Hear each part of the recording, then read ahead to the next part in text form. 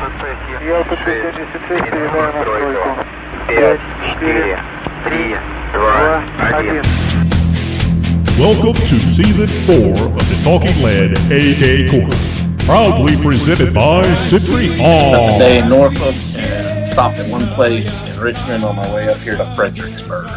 I did stop and see the place where Stonewall Jackson died. Huh. Oh, right on. Yeah, it's right around the corner from my hotel, which is also randomly across the street from a racetrack. I think the town's Thornton or Thurnan or some shit. Gotcha. It's literally it's like the hotel, the parking lot, and then Dominion Raceway is right there. I'll be darned. Yeah, I mean, they just built this hotel because I've never seen it before, but can y'all see that? See the flag? See the racetrack? Yeah. Yeah. Nice. Now, if only there was a race, it would be perfect. Need to be recording this. Brian made it! Yay! I made it! Yay! Well, I'm not sure what you're doing with that silk hanky on your microphone there, but it's starting to make me nervous. Getting all sexy. This is the this is the Talking Lead AK KONRER after hours, baby. Oh, yeah. If you start sniffing it, Brian, then you got an issue. Yeah, right. What's that shit This called? is sensory. When, Sensory. like whisper in the microphones. Sensory. What's that shit called? Sensory porn or something like that. I don't know. Yeah, you know what I'm talking about there, right? Yeah, audio. I learned about this. It's like apparently people chicks whisper in a microphone and people And listen to it. They scratch their nails. Oh, it's like ASM or something like that. Yeah. ASMR. That's it. Audio That's what sensual. Marty does when he's not doing Talking Lead. He puts that little. If he's smart. Hey, man, Yeah, I got to pay the light bill somehow. Come on. Fans only. Is that what it's called? Yeah. Yeah. Only fans. Yeah. After I'm on the his fans prosthetic hip, he had to switch to audio only. He was doing a strip routine on a pole before, but them days are over. I had to close they're my coming OnlyFans back. page. It turned out it was costing me money. You see, I just said that everyone's going to get it for $5, but it's $20 to not see it. There it is. There you go. Nicely done. I like Nick, that. you've got the perfect voiceover for this stuff. You realize that, right? Yeah, he does. Yeah, I've been told that before. He's got the 1970s porn voice. Well, he's got the He's got stash a going face now, for radio, too. as they say. Yep, it's a face for radio and a voice for sign language. There you go. Go. Guys, I think this is our teams tonight. I don't think anybody else is going to show up. It's Team AK, right? So we're screwed. So Brian and Andrew are Team AK. Nick and Ken are Team AR. Man, chumps. And, of course, I don't see any jumping teams with Brian or Andrew. I think Ken will probably jump teams maybe a little bit from time to time. So, Nick? I have to. That's fine. I can stand strong on this hill. You can hold it all. You got I'll back big you up, shoulders. Nick. I'll back you up. It's all good. You got We big won't shoulders. hit any dirty shots. How about that? We'll keep it clean. All right, right Above on. the belt. How about that? Key? Above the Speak belt? for yourself, Andrew. I go dirty on this episode. This is my one chance a year to let the dog out of the cage. Yeah. Release the Oh, no. hounds. This is one of my favorite things we do every year now because it's. Well, this is the second year. This is round 2. So for our listeners, welcome into the Talking Lead AK KONRER.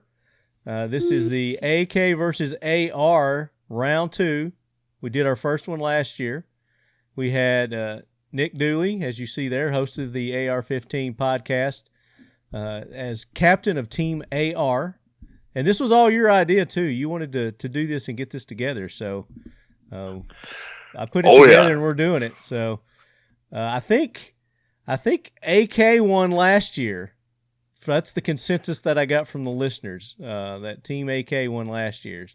So you wanted a rematch. So we've put together round 2 here, and due to scheduling, we've only got two team members per team. I think we had 3 or 4 last year, didn't we, per team? I think we did, yeah. Yeah, something like that. And then there may be people join us later. Who knows if people will jump on or not? But Where's Jay at? He's usually good for something like this. Jay's got him some new digs, so he's busy impressing his new bosses. So we'll get Jay on in a later episode. I'll text him, tell him to jump in. Tell him to jump on. Send him that link. I will. Send me that link. All right. And then for captain of Team AK, we've got Brian Keeney returning. Brian, Happy to be here as always. Occam Defense Solutions up there in Idaho. I was having some computer issues. I guess you got your IBM fixed and everything's going okay now? You know, I fed the hamsters a few extra grains and things are good.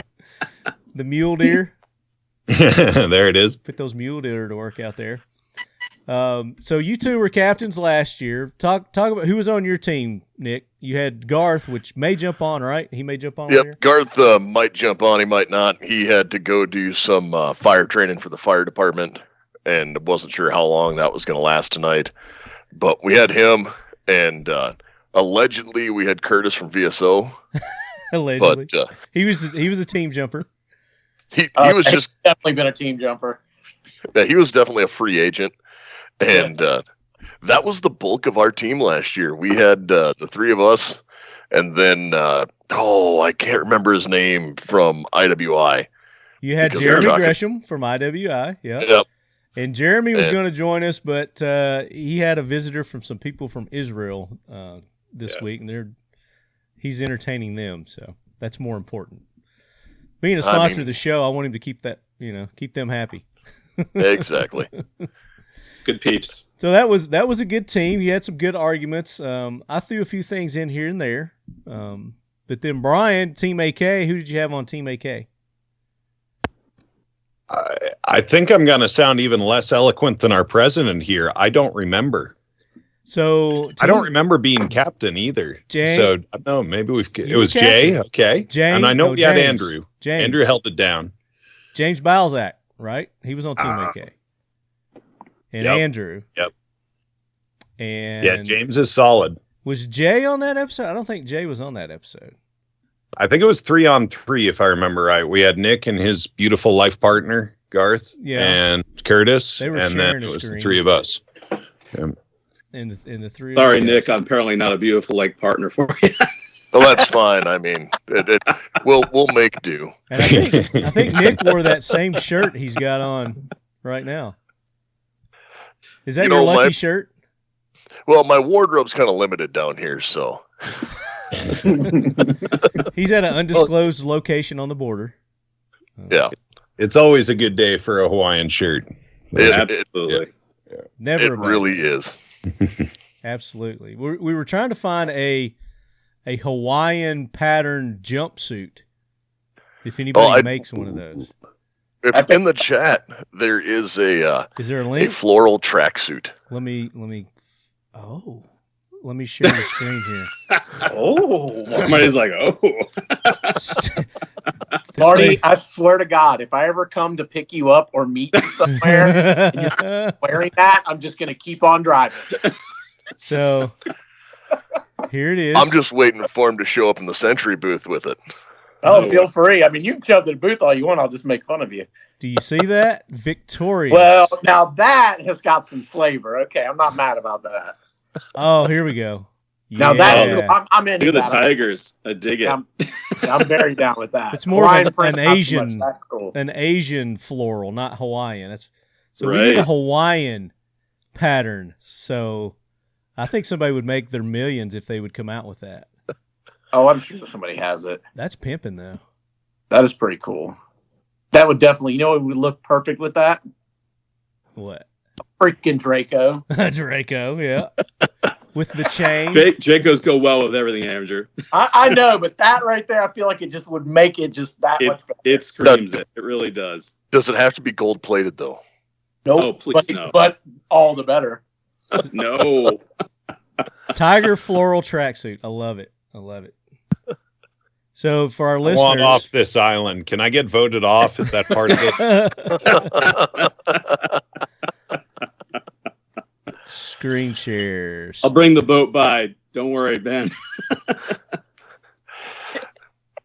All right, so we've already got off the rails with this show, which is perfect. I love it. If you listeners hadn't had an opportunity, make sure you go back to our last episode. We had the owner and CEO of Henry Repeating Arms on, Anthony Imperato, and it was a great show. Anthony is a funny guy and a lot of information, and we probably talked everything but Henry rifles on that episode. We talked about cooking. We talked about racing. Henry's got they sponsor a NASCAR. It's called the Henry 180 series. And they've got some NASCARs that they race. They've got some dirt track cars. So he's heavily into racing. I think his son is into that. So it kind of explains why he's heavily into that. And then all the charitable organizations that they support, nonprofit organizations like children's hospitals, military law enforcement organizations. They've got a wide berth of organizations that they support. They don't just send it all to one. And their goal is to donate $1 million this year. This is their 25th anniversary. And it's not their goal. They're going to do it. He's committed to doing it. He's already what was that word Amber Heard always used? He's pledged it. So, but you can guarantee they're going to get their money from Henry. So go back, check that episode out. And then you guys will appreciate this. The episode prior to that, we had Sheriff David Clark on the show. So that was a real treat having him on. And he's another great guy. And we didn't talk a lot of politics with him, which I thought we would get into, but it was more about him and his background and his history. And it was a really good, informative show. So you guys go check those last 2 episodes out.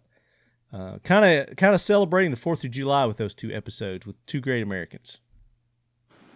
So I've got 4 great Americans joining me today for our AK versus AR round 2, duking it out. Kalashnikov versus Stoner, baby. Boom, boom, boom. What are you calling a stoner? To my right on my screen, as we're listening to this, we've got the captain of Team AR, Nick Dooley. Nick, welcome back. Thanks for having us here.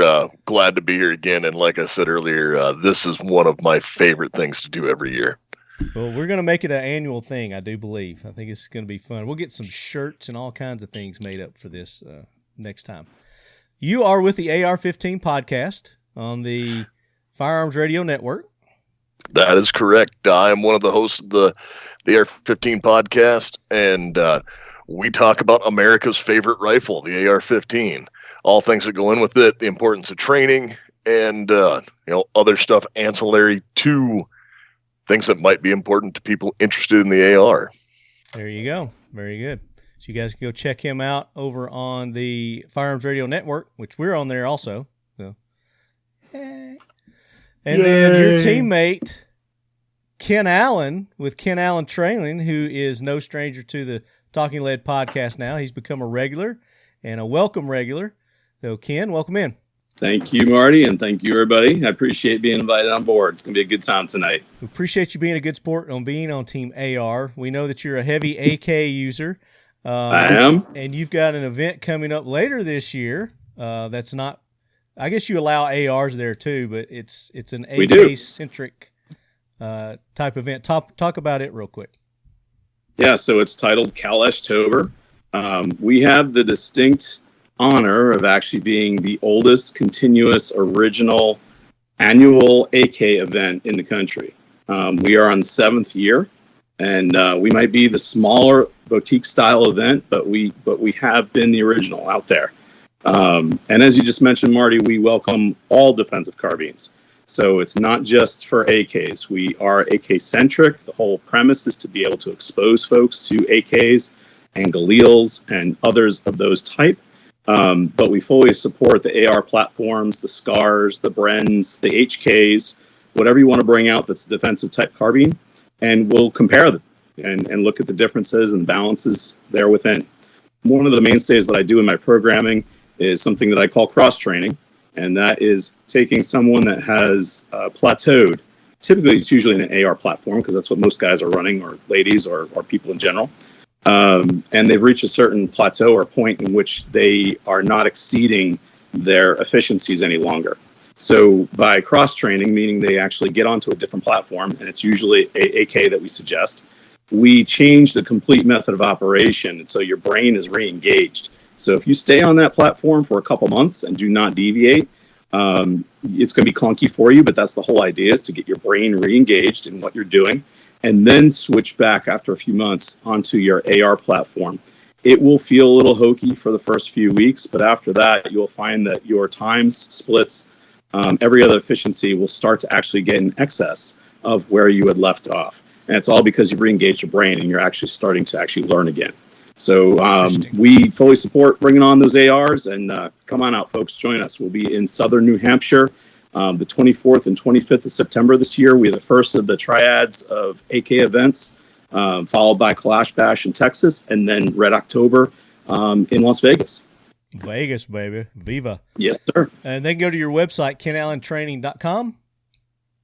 Yeah, that's actually kenallentraining.us. I knew because we are US, baby. Oh, yeah. Put that on. You got to wear that for the show. I like that. Well, we've had some folks say, we don't want to come out to no commie event, and we couldn't be anything further from that. So we are 110% all American.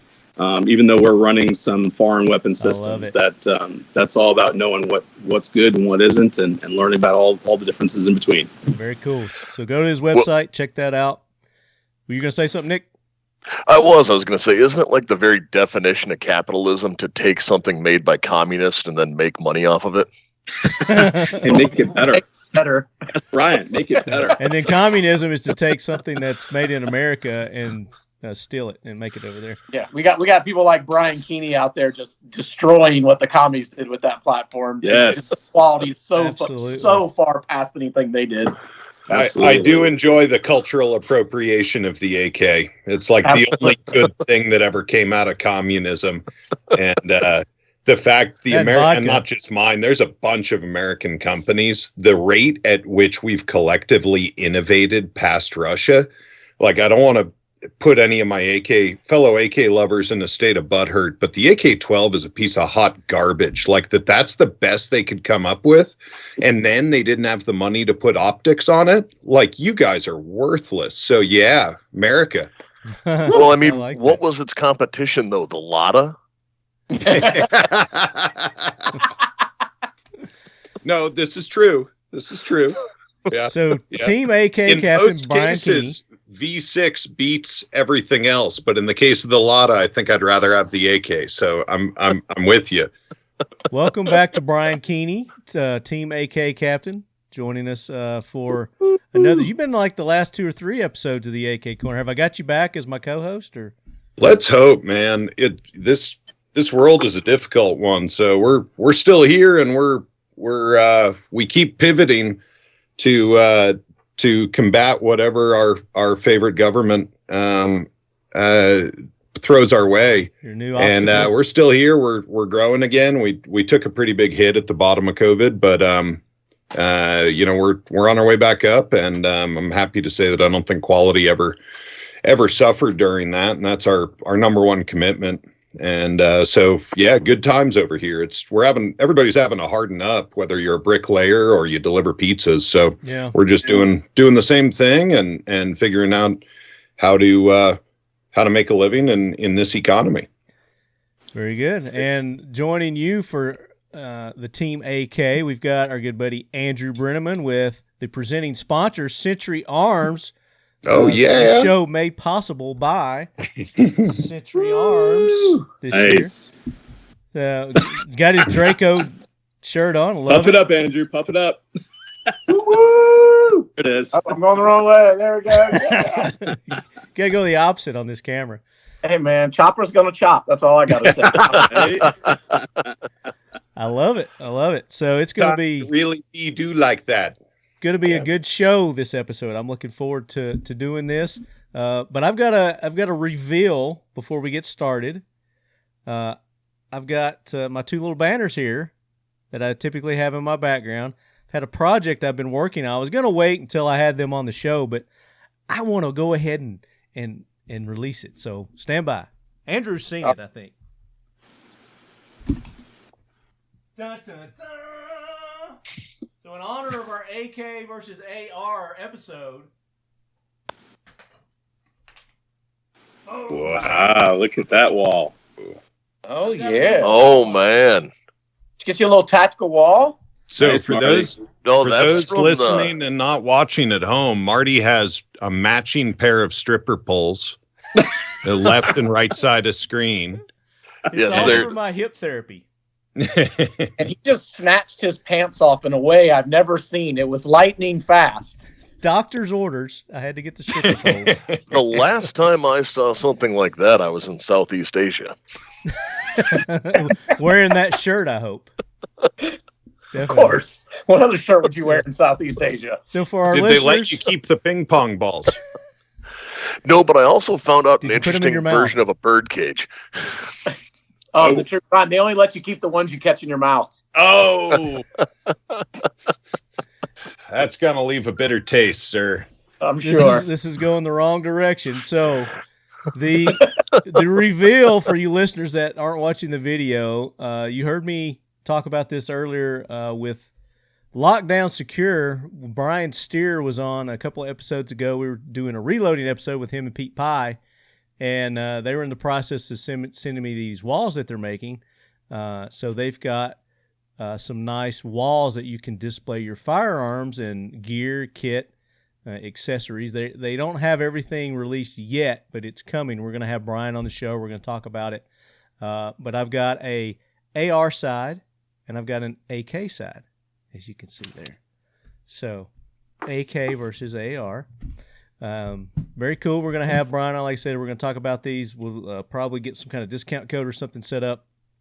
But I wanted to go ahead. I couldn't wait. I wanted to show my wall.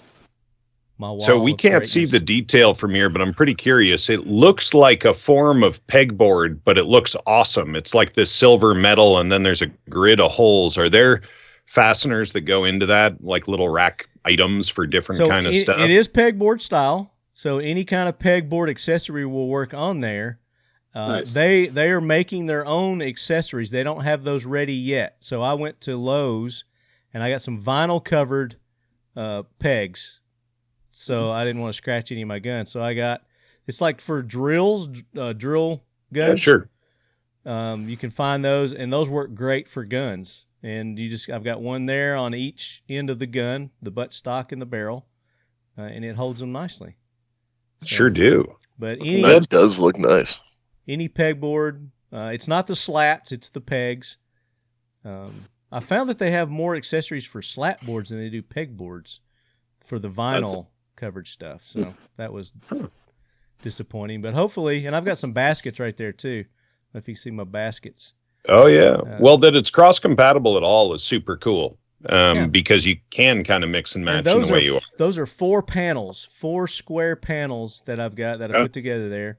So it's modular. You can scale it to different sizes. And they've got, you can see behind my lever action guns there, I've got a little even smaller panel that they make. I haven't put those up yet. So it's still a work in progress.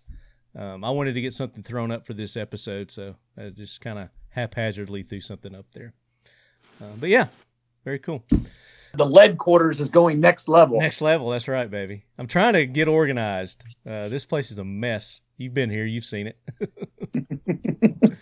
So Marty, did I hear you say something to the tune of you didn't want to scratch your guns? I didn't want to scratch my guns hanging them up. Yeah. They've got enough Brian, scratches you on want to them jump on that real quick? Yeah. No, I'm living in a state of horror from a few different things you guys have discussed so far. But yeah, one of the things that I've thought of doing with our guns is a dirt baptism. And that every gun by default, I throw it in the dirt for you to keep people who have safe queens from buying my product, because I want my stuff used and scratched and not abused, but guns belong in the dirt in a big way, in my opinion. Unless they're hanging on your wall in your house, yes, sir, then you don't want dirt all over your shit. But here's the thing. It's weird because Andrew will tell you this because he's been out shooting with me. I don't give a shit about. I throw my guns around. They'll be in the dirt. They'll be over here. I'll slide them. But when I get home, for some reason, I want to baby them. it's a weird mentality. I understand not abusing your equipment. That's all right. Yeah. Get it? Yeah, and I think that's the reason why I wanted to go with the vinyl. Anyway, it's a weird mentality.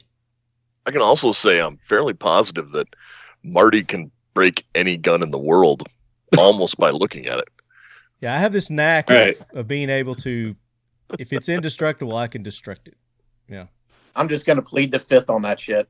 I don't even want to get into it. Because you know that I've been over there. I've fixed it before. Hey, that rifle right there, remember that one?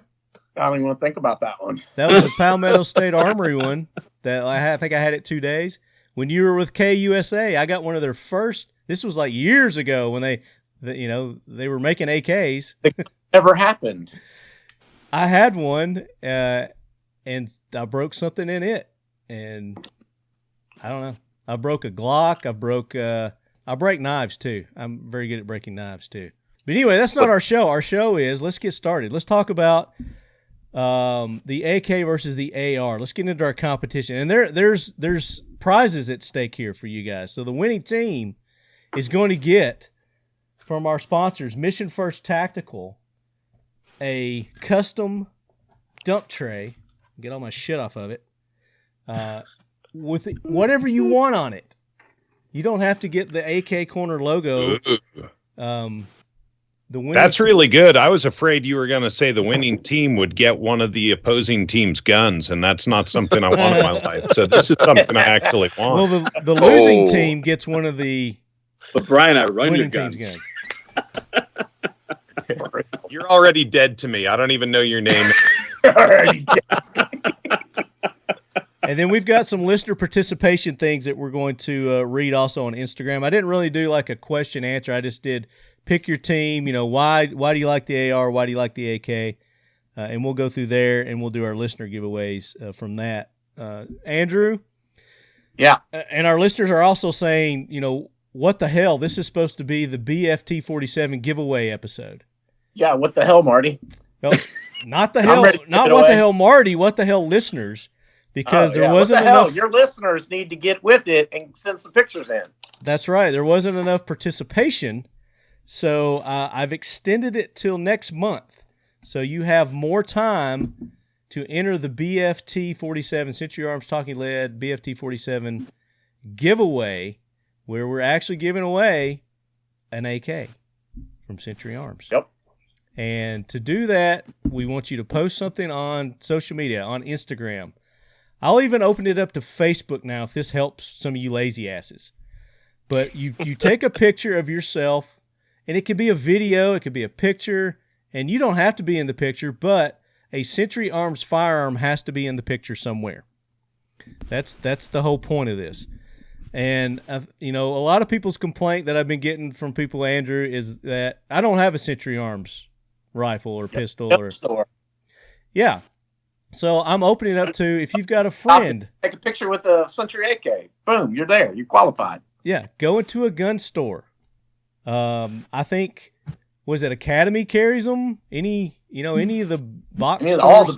Every big box store carries Canic and Century product. Yeah. Your local gun dealer, you can go in there, and it doesn't have to be an AK. It could be a Canic pistol. It could be an AK-5. It could be, whatever. AP, some of our shotguns. It could be a Mosin that Century imported. Yeah, anything they've imported over the years. Saying. So this is not a high bar. This is pretty easy. I rarely run into gun people that have 10 or more guns that don't have at least like one Century. Yeah. Gun. Yeah. And to sweeten the pot, pot, Draco, man, they're good guns. Boom. To sweeten the pot, Andrew last AK Corner announced that every participant will get something from Century Arms. A shirt, a hat, patch, maybe some Palm Max. Everybody's going to get something, but the winner is going to get the BFT47, and we're going to have a panel of judges, and they're going to judge your submission. I'm not a judge. I'm out of it. I'm keeping me out of it. I'm staying neutral. I've seen some that I like from the ones that have posted it, and thank you for the listeners who have posted. I think we've got maybe 10 or so so far. But, we need to get that up to like 30, 40, 50 entries. I want to see that. It's so easy to do, and they've been so generous, Century, with putting this up and then also offering everybody something. Everybody's going to get something. All participants will get something. So it's going to be awesome. So I want to see those pics, those videos. And the hashtag TLBFT47, guess what? Instagram has banned it. How did they ban it already? I have no idea. Pull it up. Who's got a phone? You can pull it up right now. Ken pulled it up earlier today, and he could not see. He could not see the post. I'm sorry, I don't know how to do that. So just search the hashtag, and it'll come up with nothing. BFT47, right? Yeah. Yep. TLBFT47. See all results. Yeah. Whoa. They have banned it. They banned it. You you can't got see those. shadow ban, Marty. No, I am being heavily shadow banned right now. It's ridiculous, and I think maybe that might be an issue also. Why maybe some of you have posted it. If you've made a post and I haven't reshared it on my Instagram, then that means I haven't seen it. Right. So you have to make sure that you tag Talking Lead, you tag Century Arms, you tag all of our sponsors. That way I can see it, because the people who have tagged me, it's at Talking Lead, I have seen those. So you got to make sure that you're doing it that way also. So I don't know any other way to get around this shadow banning, but you guys, you listeners, have to help us out. I know that everyone on this podcast right now is experiencing that. So you have to go and you have to like our post. You have to reshare our post. That's the only way to really for us to grow and expand and reach out to you. They've also, I found this out, Ken and I were talking about this earlier today. They have auto shut off people who have in the past requested to see posts from you. I've had several people email me this too and text me that, hey, I went to check this and they had turned it off. Yep.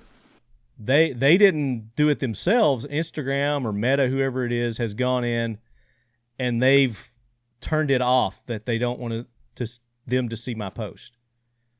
So yeah, they've done that, and they've also done unfollowing. So I've seen on my own page, which is a business page, there's been unfollows or other businesses that I would follow that are no longer followed that I did not unfollow. So it's like, what's going on here?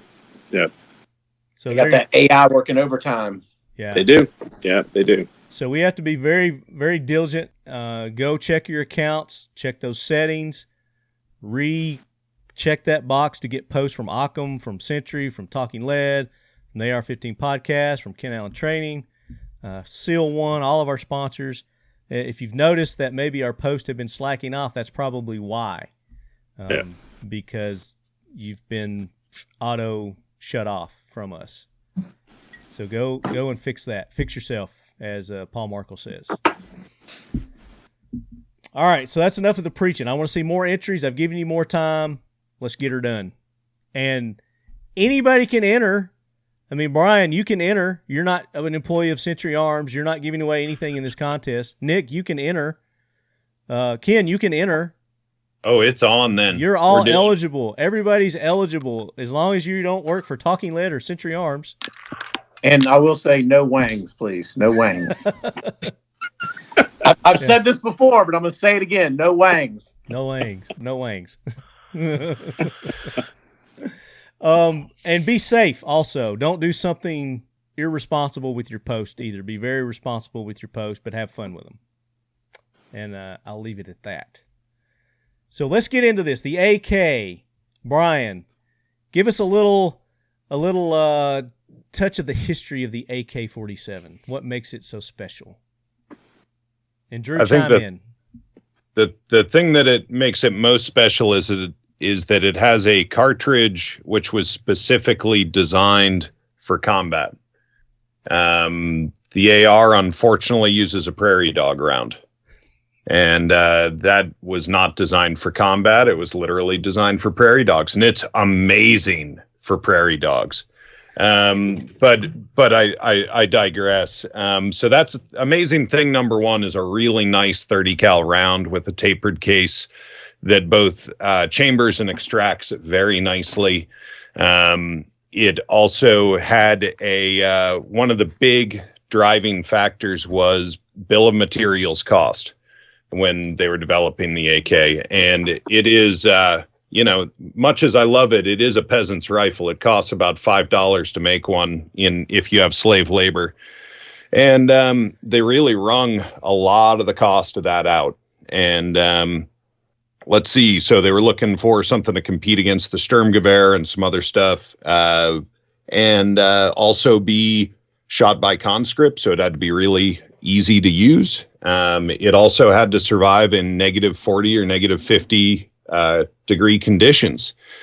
And so it was optimized for that. The controls, if you under the effects of adrenaline, there's this line that fingers turn to flippers. The controls on the AK are really good for that. When you only have you've got the bang switch, the charging handle, and the safety, and that's it. It's a highly ergonomic rifle, despite what a lot of people think about it. What's his name? Jeff Kirkham has some really great things to say about that. It fits a wide range of body types. Ooh, I should have asked him. I forgot about Jeff Kirkham. We should have got him on here. We should have.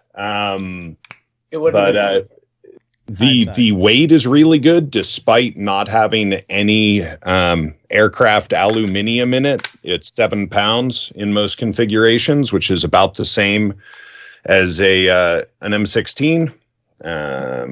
I think those are kind of the high notes. That yes, it came along. A team led by Mikhail Kalashnikov designed the gun. It went through several iterations. I have actually. I don't know if I can show them on screen, but I've got the commie prints from back in the day, and it's a very well designed gun. Like the drafting on it is just gorgeous, and it's a work of art. Yeah, and they do there's a kind of tolerancing that guarantees in modern engineering. It's called global dimensioning and tolerancing, or GD&T. It guarantees through a sort of discipline that when you smush parts together, they'll all fit and the thing will work. Way before anybody in the Western world had come up with that, the commies wrung almost all of the possible, they're called tolerance collisions, out of that design without the benefit of a computer of any sort or any sort of real technology as we think of it today. And this was back in 1947. Yeah, and the AKM was something like 54 or 56. That's kind of the one that we all know and love as the AK today. The 103 improved on some stuff, totally. The 74 improved on some stuff, totally. But in terms of like the architecture and the operating system, 47 to 54 is where you could really say the thing got ironed out and became a really good design. Very good. Andrew, anything to add to that? No, I mean, I think that's definitely the high points of the AK. I would say also the capacity, the fact that the original and standard AK capacity, or the one we know, is being 30 rounds as opposed to some other places, some other guns which didn't originally have 30 rounds. Indeed. Didn't originally have 30 rounds. Oh, another one. The AK was designed for field serviceability, including the magazines, which other less prepared governments thought of magazines as being disposable, and so they engineered them to be disposable, which in my mind is really dumb. So anyway, having a rugged mag that'll stay around for a long while, that can actually be dropped onto concrete and not just dissolve into a myriad of little aluminum chips, that's a big deal. Okay, you're jumping ahead, but that's good. All right, that's your time on that, the history. So, Nick, Ken. I've got all stuff for this, and I promise I won't just do retorts to what we talked about. So, strangely enough, the AR came about. Actually, it was first fielded, for the Armalite rifles in 1956 as part of the trials, and there were a handful of other cartridges that were in the running at the time, but the 5.56 was ultimately what was selected for that. It was actually did a lot of the same things that the AK line did. It just did them first, and better, because when they switched from their 30 caliber cartridge down to, you know, the 22 caliber or 20 in the case of the AK, we just stuck with it for 50 years. Instead of doing this back and forth, we can't decide if we want to run a 5.45 or a 7.62. And, we just stuck with something and figured it out and perfected it. And when it was designed, the initial design of it was actually very good. And the original white papers for it and how to use it and what ammunition to use were far different than what a certain government put out and said they were going to do, because the initial issues that came out that were spoken about after its initial fielding in Vietnam came out from poor powder. And they went, oh, we have a bunch of this powder left over from World War II. We're just going to keep using it, not the stuff you recommended. And then they also said that it was a self-cleaning rifle because people didn't read the manual. But when you get into what it is, it used a lot of innovative products. It was polymer and aluminum, which going forward now is what is the most common and rigid things we have. And the handy thing about them was, they were originally sent out with 20-round magazines that were supposed to be thrown away. They were a plastic, non-reusable mag. And they quickly decided that was a bad idea. And now I think they've perfected the magazine, because I can say that I can take any AR and put any AR mag in it and it'll run.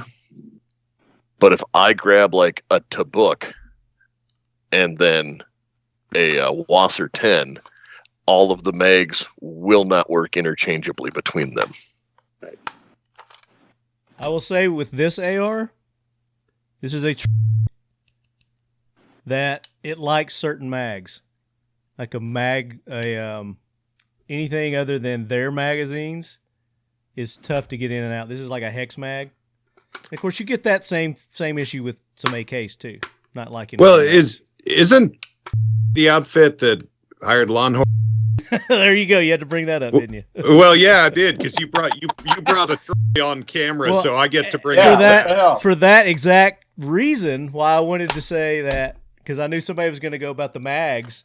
Like, this one doesn't like certain mags, and it's ridiculous. But other than that, it's a good rifle. It's definitely not as prolific as AK mags, but yes, there are plenty of ARs that don't like other AR mags. Yeah. So that's kind of thermal. I can say hex mag. Yeah, that's kind of a nullifying argument on both sides. So that one. Yeah, there's definitely an argument there on both sides. Yeah. So what I've not heard anybody say are the names of the inventors. As you were getting into the history, I want to hear some of these names. Brian Kalashnikov. So crap talk on that too, man. Everyone credits Eugene Stoner with developing the AR. AR-10. It wasn't just him. And he did develop the operating system for the AR-10 and 308, but it was actually a man named Sullivan who shrunk it down and made the AR-15. And later in life, Mr. Sullivan went on to work for Ruger and created the Mini 14 because he had already figured out how to shrink that down.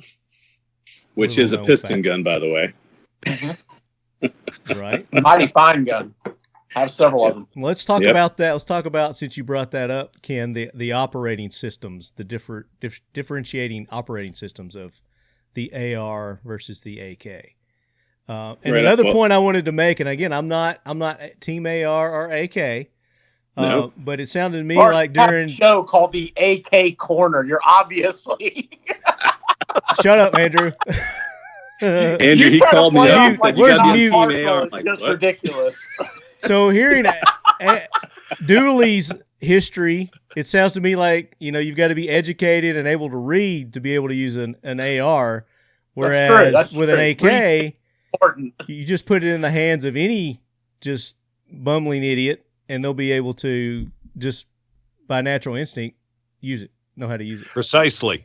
Well, yeah, I mean, it's worked for child soldiers and starving conscripts across the globe, you know, but actual formal militaries use the AR. And what would be the benefit of that? If your firearm landed in the hands of the enemy, then they wouldn't be able to use it, right?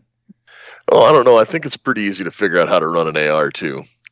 But I more fall in the Clint Smith school of weaponcraft, where you should be able to run any rifle. Right on. Yes, I agree with that. Yes, sir. All right, so back to the operating system. Talk about the AR.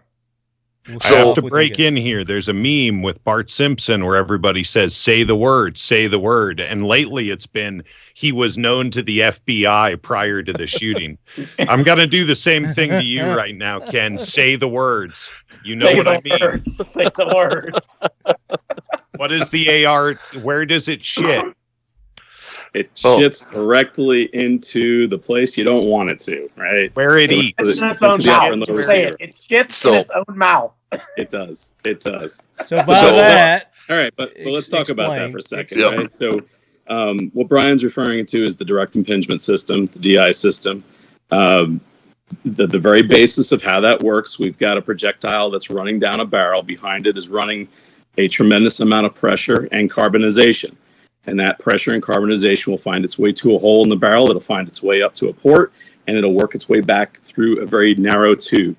That very narrow tube is going to fart onto the bolt carrier, and that bolt carrier is going to push back, and it's going to reset the trigger system and the sear, all that good stuff, and it's going to bounce off of a buffer, which has a spring behind it, and basic kinetic energy is going to drive that back forward again. It's going to strip off the next round and rechamber it. It's going to be ready to fire again.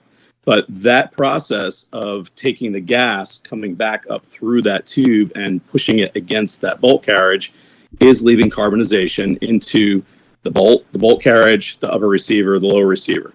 So that in itself is the issue that people talk about. Now, the counter to that is to keep it lubricated, but we'll talk about that later. The opposite to that, when we talk about a piston system, which is what a AK is, a piston is actually when you have the bolt carriage in attachment to the piston. So they are one unit traveling together. So people often will not necessarily recognize the difference, especially when they're looking at AR type series that are actually piston push rods. So a piston push rod system is different than a piston. The primary weapon systems rifles are a true piston in the sense that the bolt carriage and the piston are attached and travel as one unit when gas is pushing upon it. A piston push rod system has the similar system where you have the gas port coming up, but you have a very short piston that's working off of a spring and a rod behind it. So that spring gets an impact off the piston, drives back that rod. The rod impacts the bolt carriage then travels back, impacts the buffer, impacts the spring drives it back forward, reloads, and back in the chamber. So it's a multi-tiered system that has kind of a thud feeling, and those that shoot a direct impingement system will feel a very soft feeling to the rifle firing, whereas when they shoot a piston push rod system, they will literally feel a thud as that goes through until they get used to it. The piston rifle itself is also very smooth. However, the harmonics in the system, especially those that are accustomed to shooting a real round, which is 7.62 .39. See, I'm jumping ship already on you, Marty. I was going to say, if you're shooting a 30 caliber round, you're making Brian's argument for him. Yeah, it's got a little bit more felt recoil. However, if you are a real shooter, that's inconsequential. The 5.56, 5.45, 39, whichever way you want to go in that, is a very soft shooting cartridge. It does not have much felt recoil. So those of you that need to actually reduce the recoil of 5.6 or 5.45, wow, come on, get some training, learn to shoot. You really don't need that. And that's the basis of it. But yeah, big differences between the two. One is attached and it travels attached. The other is gas. It's literally pushing it back. Nice thing about the DI system has very few moving parts, right? It's stationary. And it's very difficult to break those parts. However, it does require more maintenance than you'd require on either of those other two systems. Very good. Nick, before we jump over to Team AK, do you have anything to add? No, I was just going to say when Ken was talking about the piston systems, more commonly they are referred to as a long stroke and a short stroke piston. Copy that. Mm-hmm. And that's it's the piston is the same thing. That's been around for forever, since the days of the M1 Garand, because that had an op rod with a short stroke piston that would push everything back, much the same as an M14 or a Mini 14. Yep. Now, we're not going to talk about the black hole in U.S. history that is the M14 right now, but what we will do is talk about good rifles and go back to the AR. And when you go. When you get into that, the system of running the gas back to the bolt and pushing that, the easiest way to do it is, well, there are fewer moving parts. What it's actually doing is using the bolt carrier as the piston for the rifle. That, so it is still technically a piston gun in the eyes of some people, because the gas moves through and then it hits that as the piston, where the spring pressure moves the bolt forward and strips everything off, which is why it gets the reputation of shitting where it eats. But with that, there are a handful of things that were originally put into the design as part of a contract that did not have to be there. And one of them would be the jam enhancement device, also known as the forward assist. And well, I have 20 years of experience running this rifle. I can count the number of times it's actually worked on one hand. And other than that, it just messes things up more. But that's where the good idea fairy came up and said that needed to be there. Much like a grip safe on a 1911, the same good idea fairy said that had to be there. And it's still there today. Yeah, let me just add a little piece like to tonsils. that, Nick. Because it's like, why? Yeah, so what he's saying isn't wrong, right? I'm with you, Nick. However, working in an environment in which I tend to teach most, I find that there are a lot of circumstances where that forward assist comes in handy. And one is actually in the loading function. So because we don't have an exterior charging handle that is actually attached to the bolt, to press check the rifle, we must, or pistol, however you look at it, you have to pull back on charging handle. And when doing so, there's no good way to make sure that your bolt is back in battery other than letting slam. So that could result in a couple things that we might not want to happen. So using that forward assist to then make sure that you're back fully in battery is, probably one of the better benefits of having it there. So you're saying it is useful. Yeah. Okay. Yeah, exactly. So we got teammates arguing here. I like this. No, I'm saying it's useless. The other saying it's useful.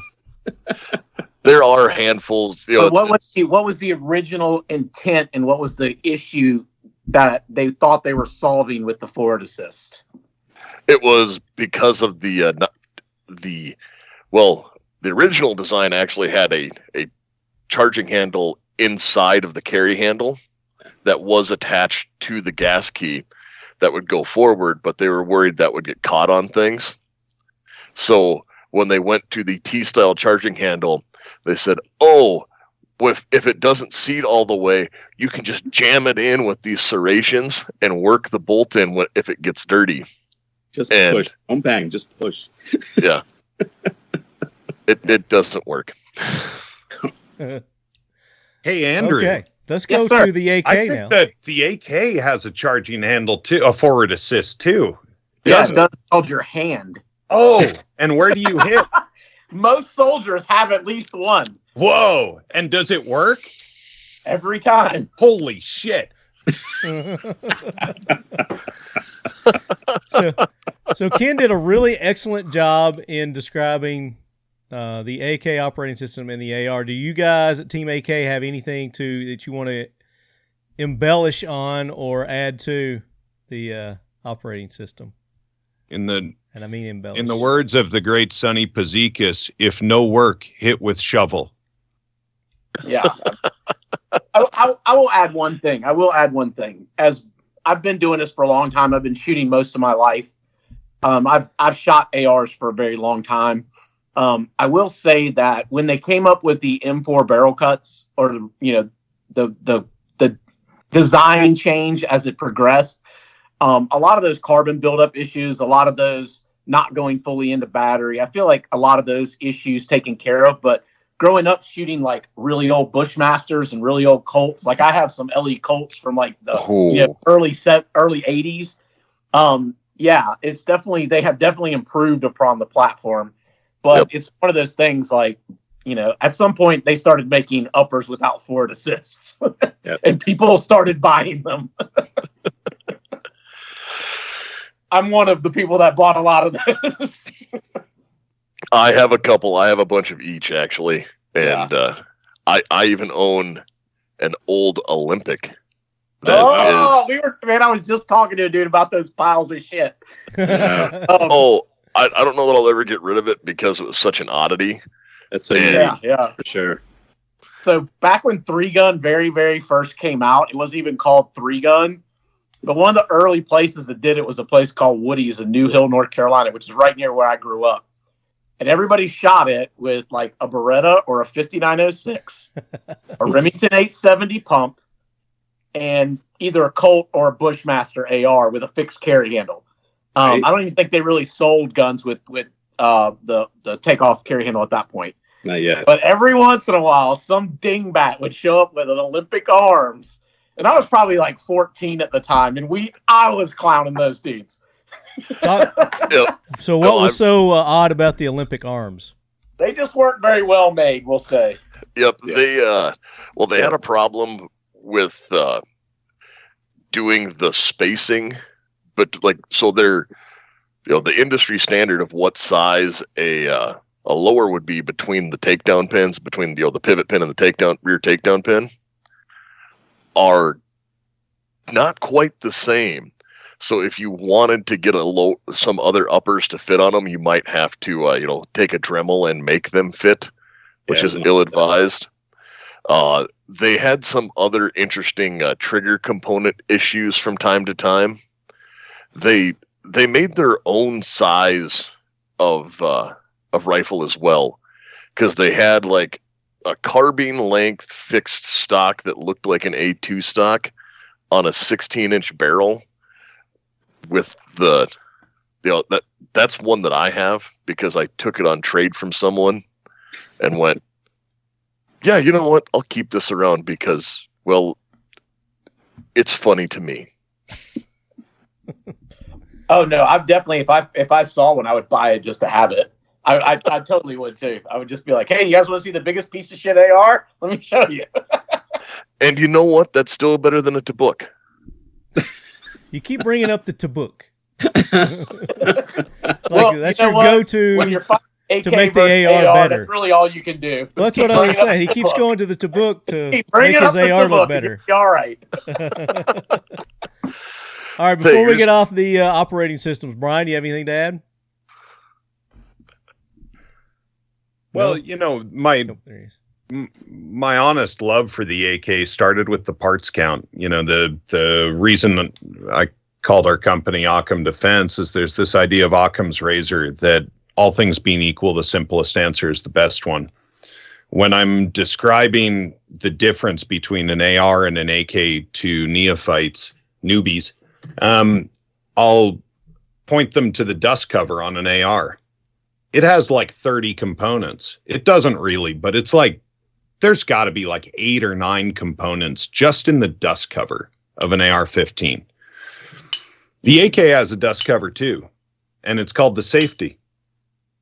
It's 0 parts. And I can go and do that with like 8 other things, major features on the AK. The bolt carrier doubles as a spoon and a stirring instrument and a hammer and all kinds of other shit.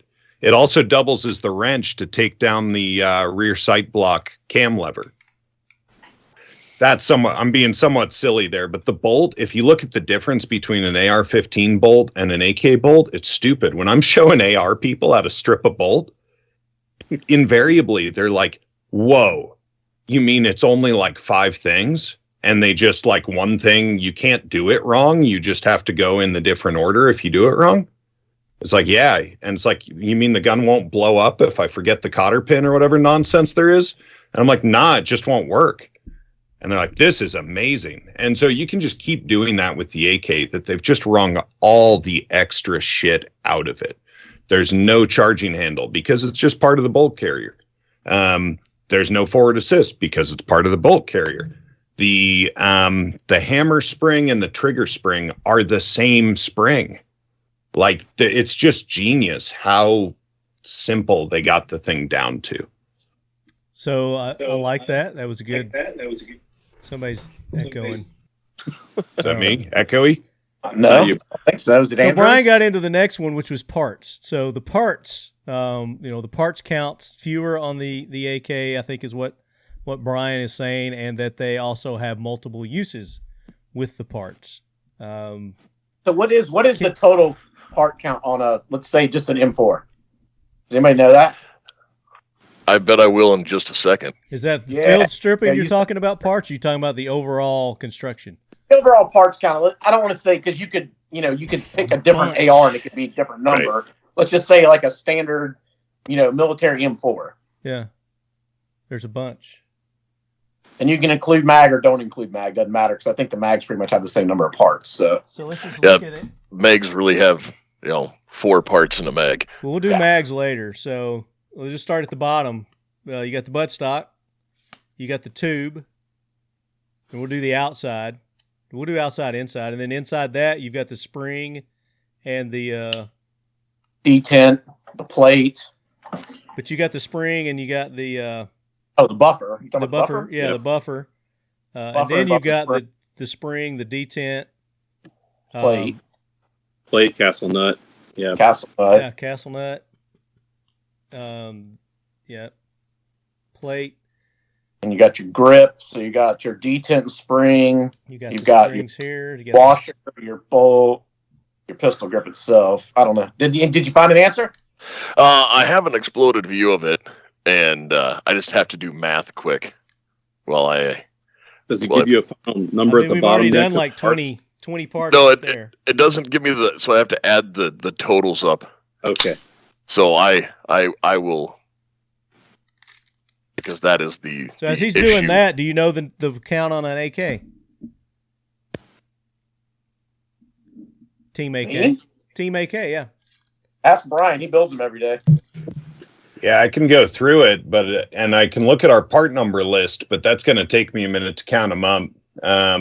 It depends what level of stripping you want to go to. Like in the case of the front trunnion, that's actually 3 parts. Yeah. It's the front trunnion, the bullet guide, and the bullet guide rivet. And if you want to count that as 3, I would count it as 3 personally. Yeah, separate parts. Yeah, you have to count it as 3. Yeah.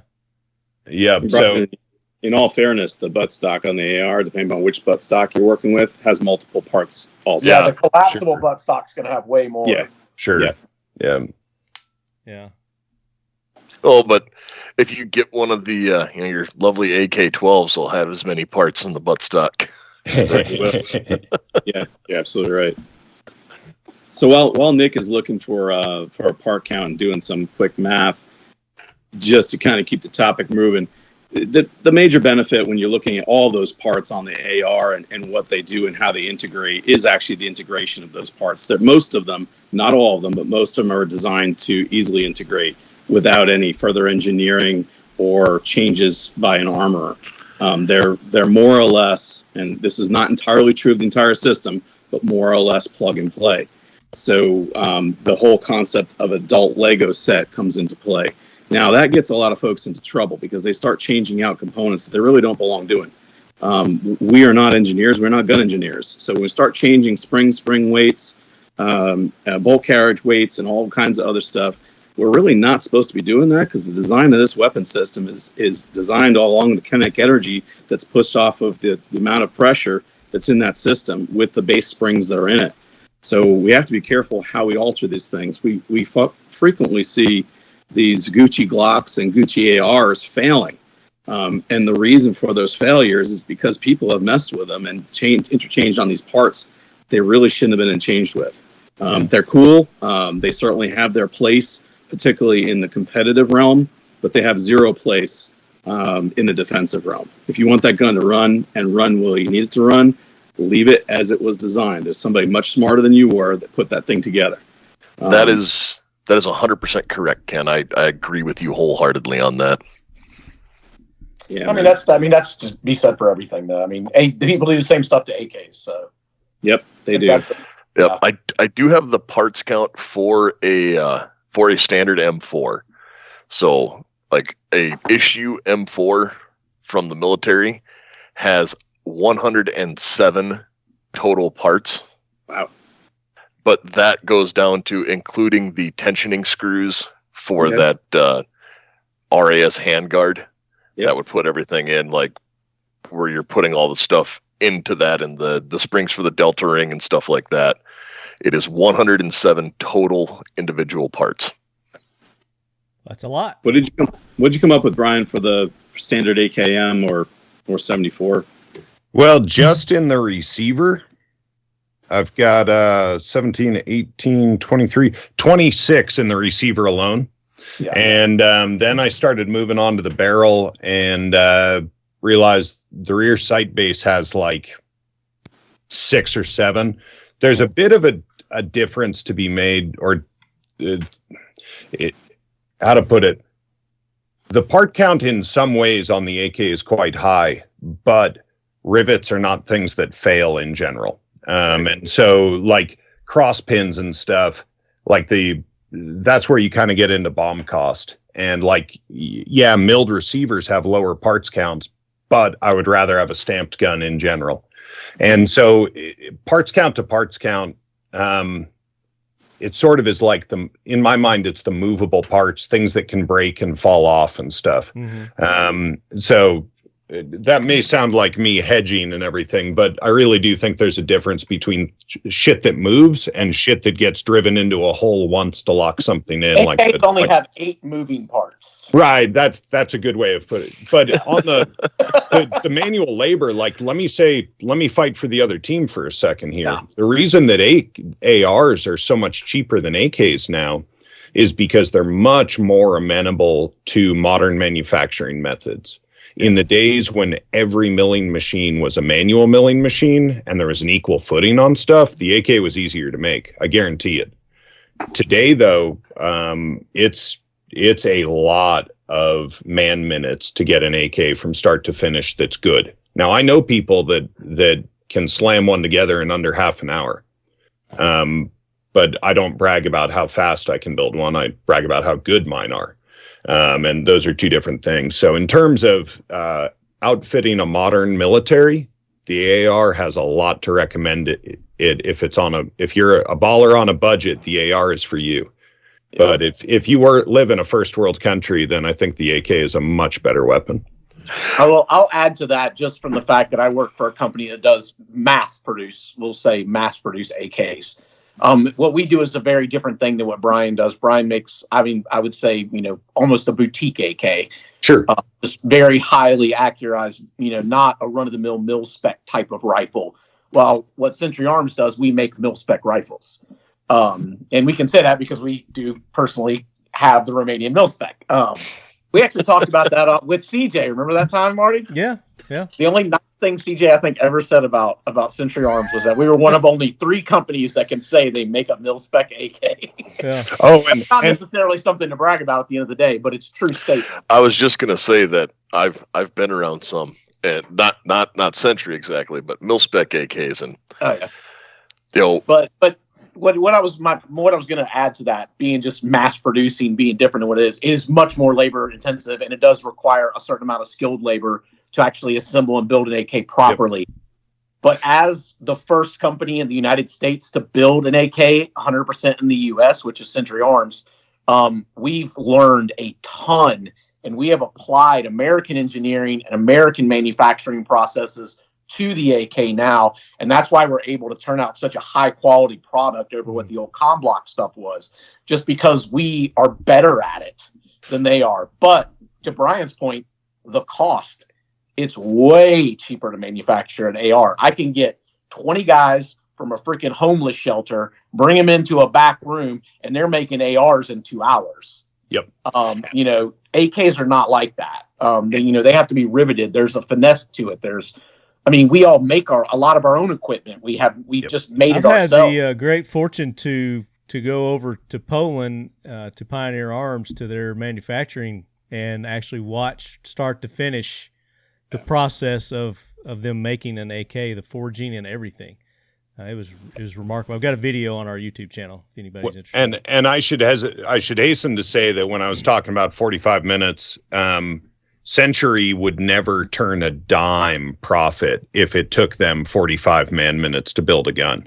When I was speaking somewhat derisively about folks that slam stuff together, I mean on the garage builder scale. Oh, no, 100%. It would be on the order of, man, it'd be like, I don't want Andrew to tell me, but I'd be shocked if there's because of the high degree of automation and mechanization, I bet it's like 10 process minutes to make a Century gun that has tens of millions of dollars of R&D and a very nice gear that makes stuff reliably via automation.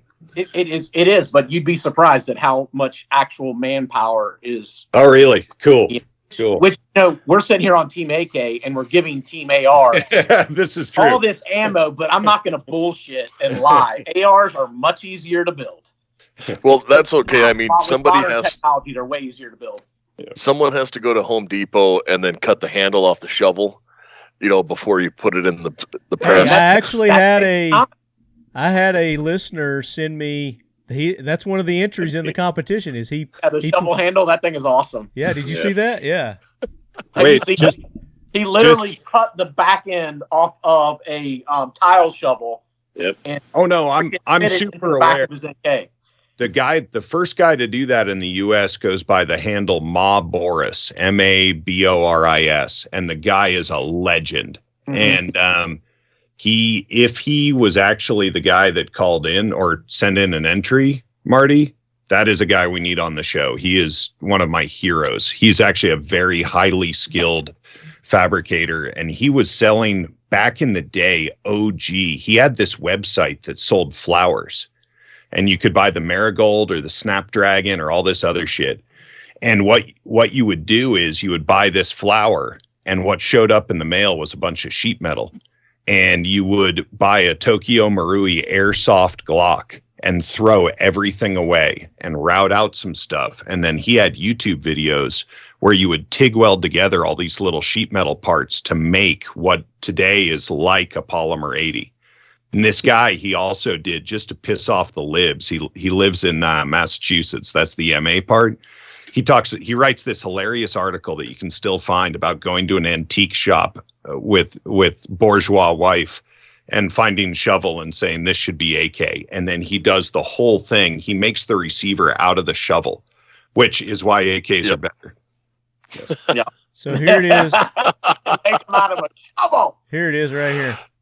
Yeah. There it is. Turn your plowshares into an AK. This is Arms of Acadia. He's the one. I don't know if he's whatever name you said or not, but he's also, if you notice there, he's got a screwdriver for his charging handle.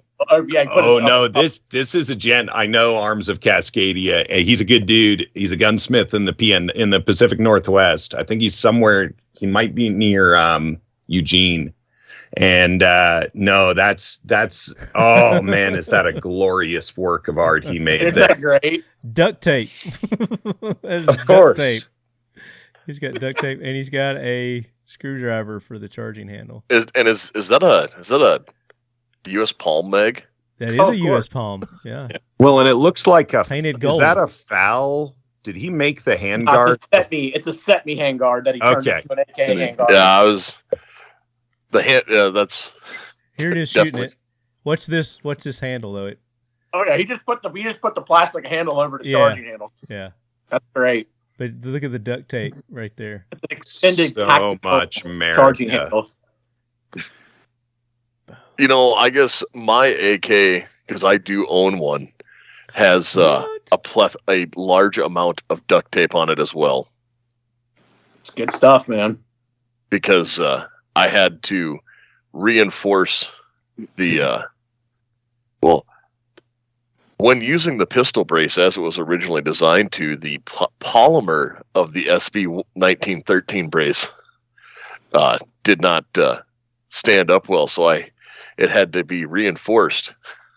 You should call this guy Brian Keeney. He makes a really badass brace. Oh, well, that would take away from the aesthetic of the AK I have. I call it the Ghetto Blaster. Yeah, nice. I like that. Everything about it reads for that.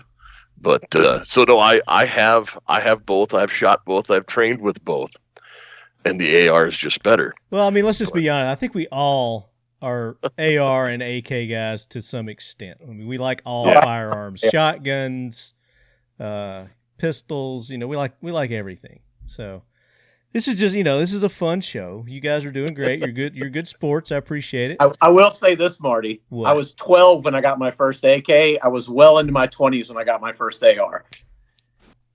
Yeah, I was gonna say I was the opposite. I got I got handed a pre-band Colt flat top when I was 11. Yeah, you're a lot younger than me, I feel like. No, that was in 94. Yeah, I graduated high school in 95. Yeah. I graduated college in 94. Yeah. I got my first AK when I was 12 because AKs were $175 and I could afford one. That also explains why you had an AK before you had an AR. That's why. Back AR then, at that time in the early 90s, an AR was $700. Over $1,000. Yeah, $1,000 in some Colt cases. was almost $1,000 in the late 90s. Yep. Yeah. You could pick up an Orenco at that time for between $300 and $600, depending on which model, underfolder or standard stock. Yeah. See, our Honda shop sold SKSs under the floorboards of the shop, so that's just what we had for 7.62 by 39. Yeah, dude, $75 for my first SKS. That was I should never have sold it. It was an Armory quality red stocked Soviet gun, so it's probably worth oodles. But hindsight, man, hindsight. It went early. If I had buy an AK, all I would do is go back and buy guns. Yep, it's true. It's true. I'll quote stock. Most of our mutual friend James Yeager here in saying that these are the good old days. That's right. He has yet to be wrong about that. Yeah. Yeager's right. Every day is a so good day. on that note, Brian, you mentioned earlier a couple minutes ago related to milled receiver versus a stamped receiver, and your indication was a stamped receiver was better or had some superior qualities. I know the answer to this, but share it because that's worth knowing. Yeah, sure. So I think Occam has put the last nail in the coffin on stamped receivers not being accurate. We've shipped well over 500 guns now, which is not a spit in the ocean next to a bunch of manufacturers out there, including Century. However, it starts to be statistical, and we've never shot one or never made a gun that shot over a 1-inch group at 50 yards with good ammo. So that's far in excess of what you need out of an AK. I think that a 4MO AK is perfectly adequate for what AKs are designed to do. I only tout that accuracy as a measure of all-up quality, that we're doing stuff boringly the same every time. But wouldn't you say that you've increased the expectations out of an AK? And I think most people have their expectations are, more accuracy. And they're getting more accurate because of companies like you, where you're going in and you're starting to make your own parts, piece by piece, because you're like, this one just didn't get enough. I'm going to make my own, and they're becoming more and more accurate to meet the expectations of Americans. Well, but that's the funny misunderstanding is that there's a ton of commie tolerances that have 1/1000th of an inch tolerance windows. It's actually a very tightly dimensioned gun. Now, you are correct that it's especially the case in the U.S., where when we tell machine shops it's for an AK, they automatically think it can be hot garbage. And so that expectation that it doesn't have to be good because it's an AK has been a real bear for us to overcome. And that was just never true. This whole line about AKs being built in caves is not a real thing, any more than you can build a good 1911 from a truck frame in a cave. It's just not a thing. Brian, hey, hang on. On that one, on the AR side of that same equation, we've got all these guys that are milling out 80% receivers on ARs. However, what they're forgetting is the anodization process. That's where the rigidity comes in the material. Right, so that's exactly along the lines you're talking about. Yep, that's a really good point. And homebrew anodizing is very doable. We do it here. We don't do it on our production parts, but for fixturing and stuff, you need battery acid and water and a battery charger. And that's kind of the game. Now, there's a little more to it than that. Don't try this at home. Well, there's YouTube and don't sue us if you watch a YouTube video. Fine. But we did not support this. Right. Milled versus just stamp. Pass it out of your battery in your car. It'll work perfect. It'll be fine. It'll be totally fine. Don't do But no, milled receivers have a lot to recommend them. The major downside generally is weight.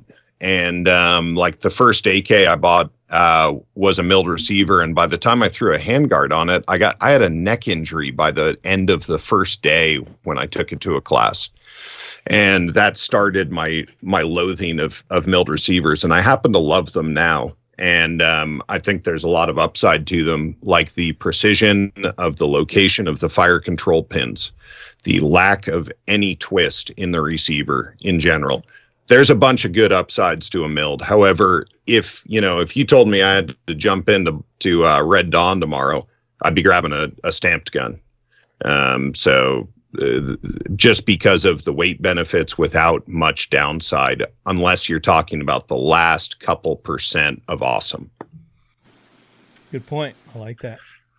So I want to get in. I want to get into, you're talking about stamped and milled and, the different materials, I guess, versatility that they can be made from. We're seeing a lot of these polymer ARs come out these days, and the 3D printed stuff and, all that. And I think even the AKs, you can 3D print a AK receiver these days. So ain't gonna last very long.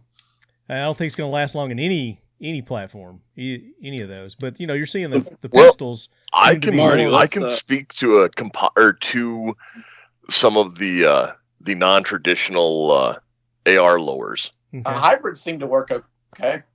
Well, not the Omnis, but I mean the polymer reinforced the steel. No, so I have a carbon fiber AR lower that I've been running on my competition AR. That it's 100% carbon fiber, and like even the threading for the buffer tube, and it's by Tegra Arms. Their subsidiary or some part hooked in with New Frontier Armory, and I have beat the crap out of that rifle. Now I wouldn't call it a duty rifle. It's also, it was a $60 receiver, and AR receivers are $50 a throw. So I have a stack of them in my safe at home. That if it would break, I would just go to an aluminum one. But with it, I mean, I think that weighed somewhere in like 8 to 10 ounces is what that receiver weighed stripped. Mm-hmm.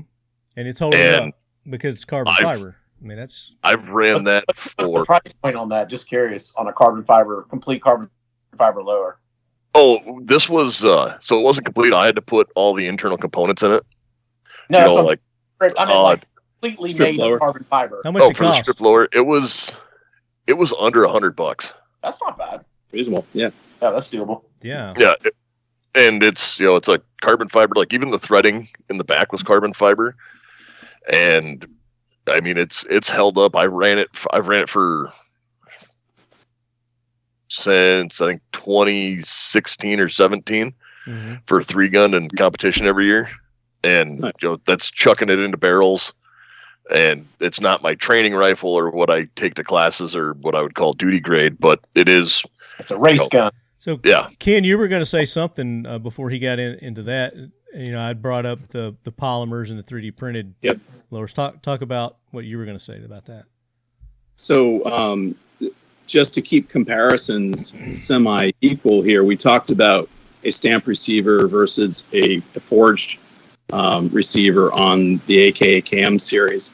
I think Nick probably has some background to talk about billet versus forgings, because that's more the equivalent that we'd be talking about on the AR side. Yeah. So why don't we get into that a little bit, Nick? I agree with that. So billet versus forging. Well, there's even like a gun meme page that's called 5 forges, because everyone says, well, there's only like 5 forges.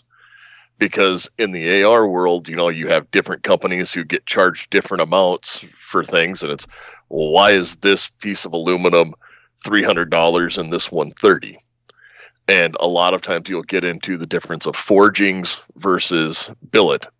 So a billet, if you didn't, or for anyone who doesn't know, is a chunk of raw aluminum, or not raw. It's a one piece chunk of aluminum. Yeah, one large piece that will then had various machine processes done on it in like a really nice Haas machine center like Brian has, and they will crank out all of the different stuff, and I don't know if Brian's real big on Haas right now.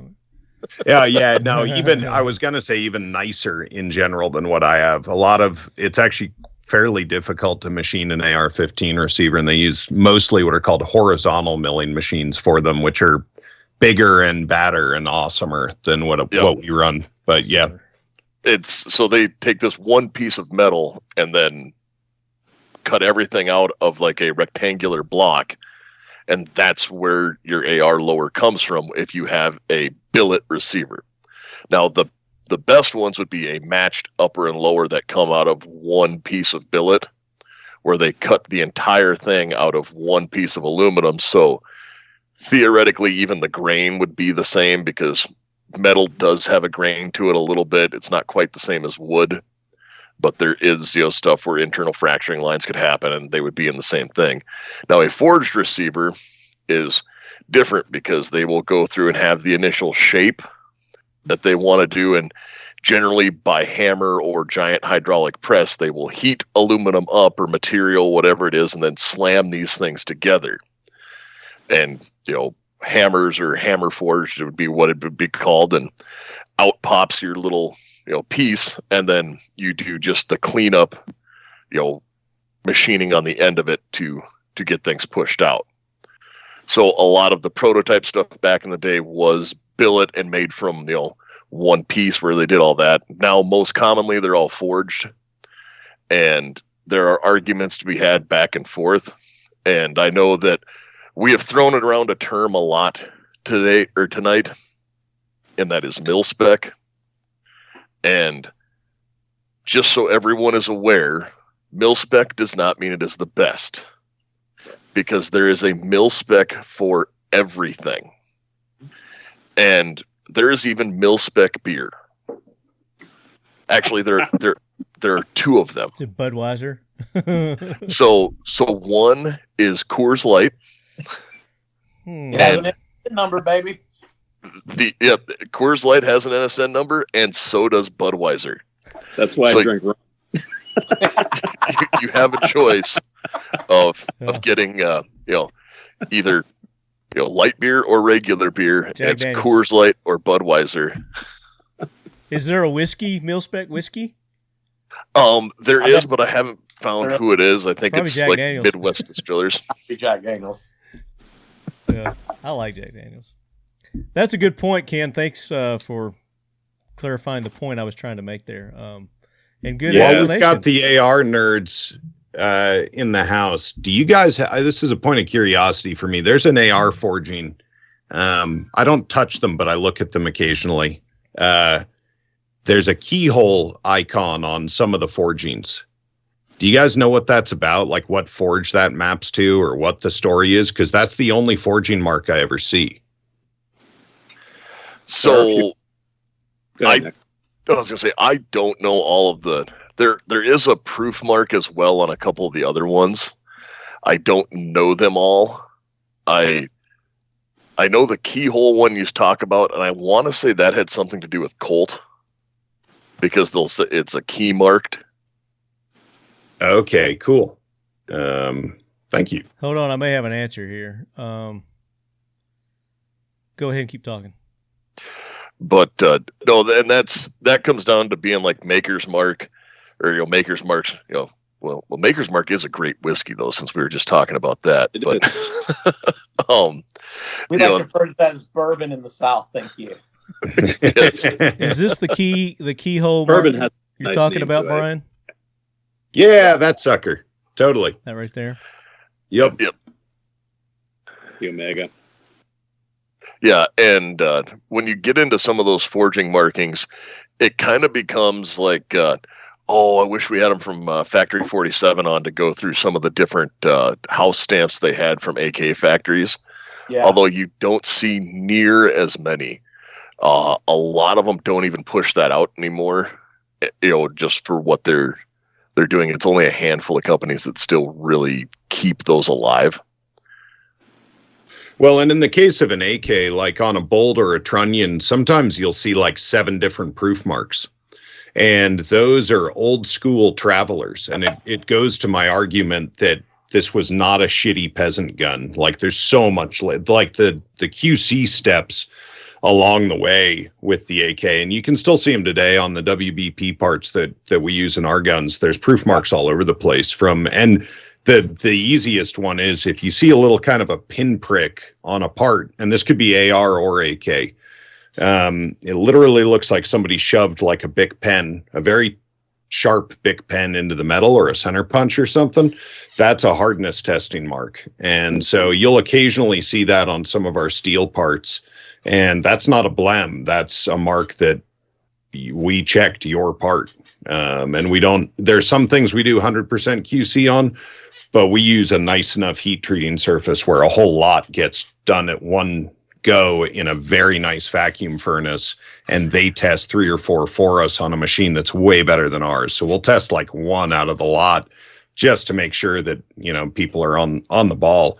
But yeah, the consistency now with modern heat treating is amazing in how even it is. You can imagine like when you're making cookies or something in the oven and you got a shitty old oven, the ones in the middle will be burned and the ones on the outside will be raw. That's a real thing in heat treat if you don't know what you're doing. Yep.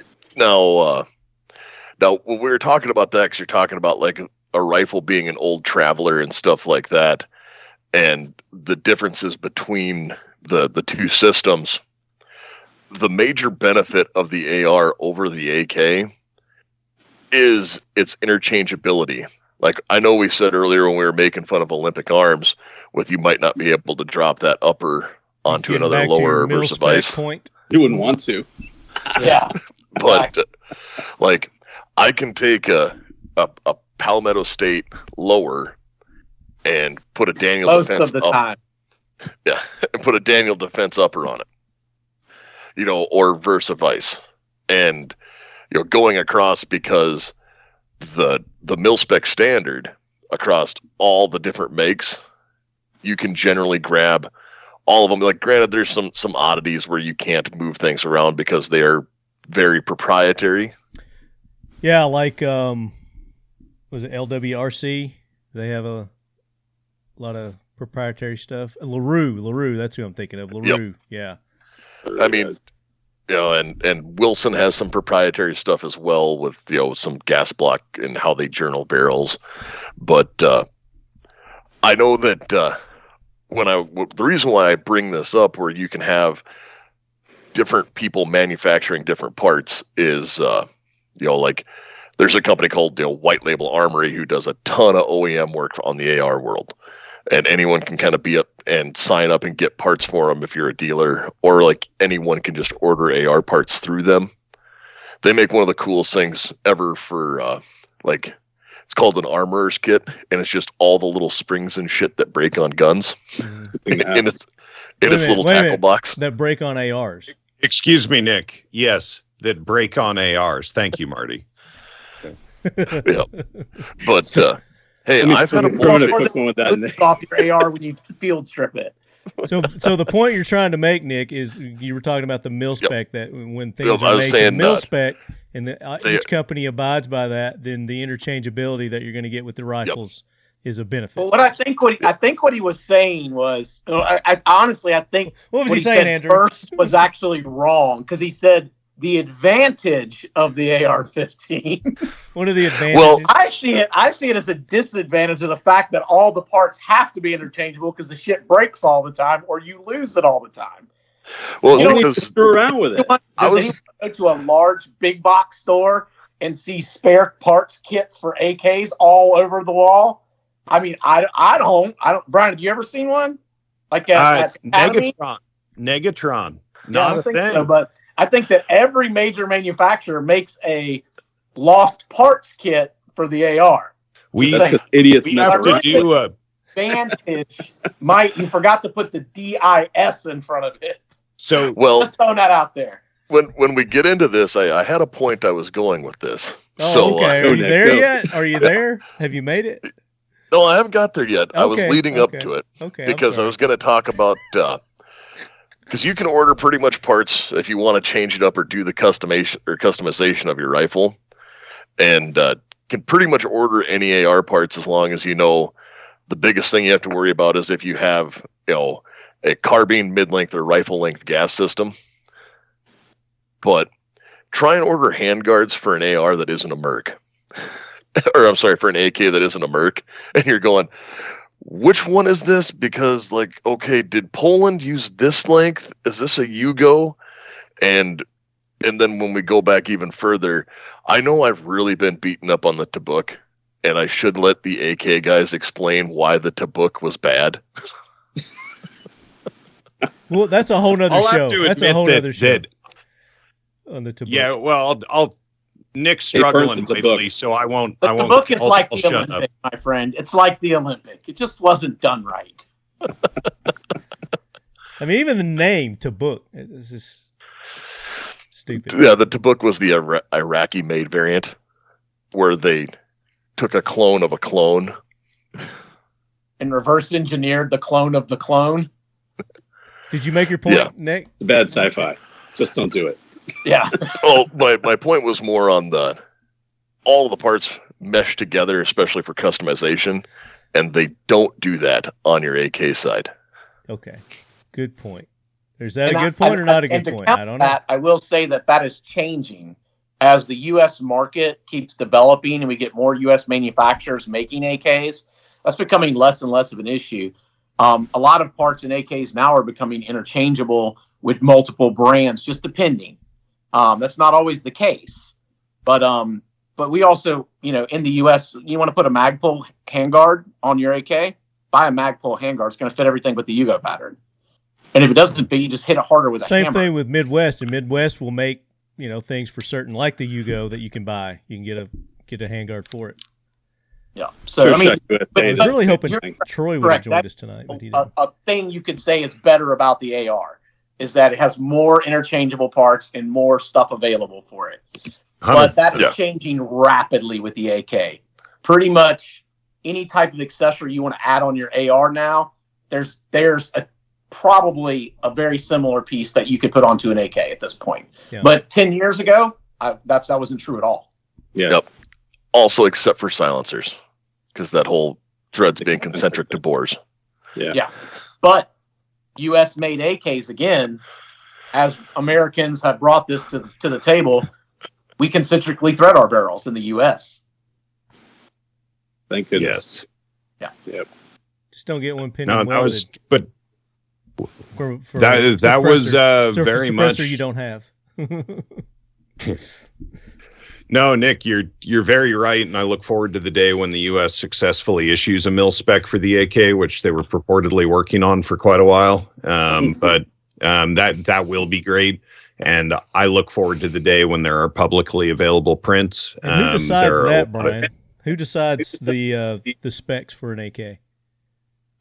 Is well, The mil spec for an AK, if the U.S. were to mil spec one, The U.S. Material Command. Yeah. So the government? Yeah, that means the government, Marty. Sorry. Yeah, I know it ain't going to happen, and I know it's going to blow goats. But, like, it is what we're working with here, man. Why can't the companies, the manufacturers, just get together and do that themselves? Actually, they did that a couple of years ago on the AR side, but with the AR-10 platform. Because at one time there were 3 different mags that you would run in AR-10s. Yeah. Rock River had their own version. Armalite had their own that was like converted M14 mags. And then Knight's Armament with the SR-25, and then DPMS hitched their wagon to that. Mm-hmm.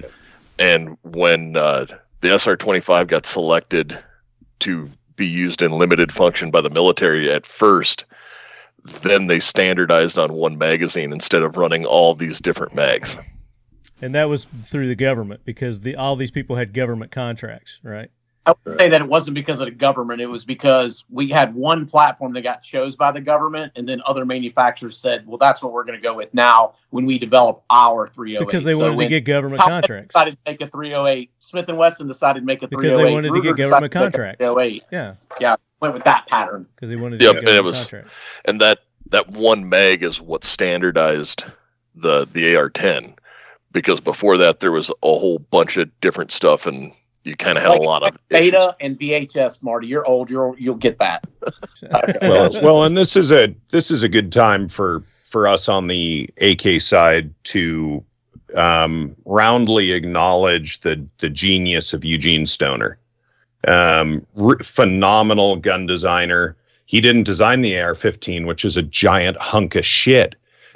But the guns he did design were fucking amazing and really nice, and just a brilliant designer who used cutting edge tech to change the gun industry. So we're giant fans of Eugene Stoner, just not the thing he didn't make, the AR-15.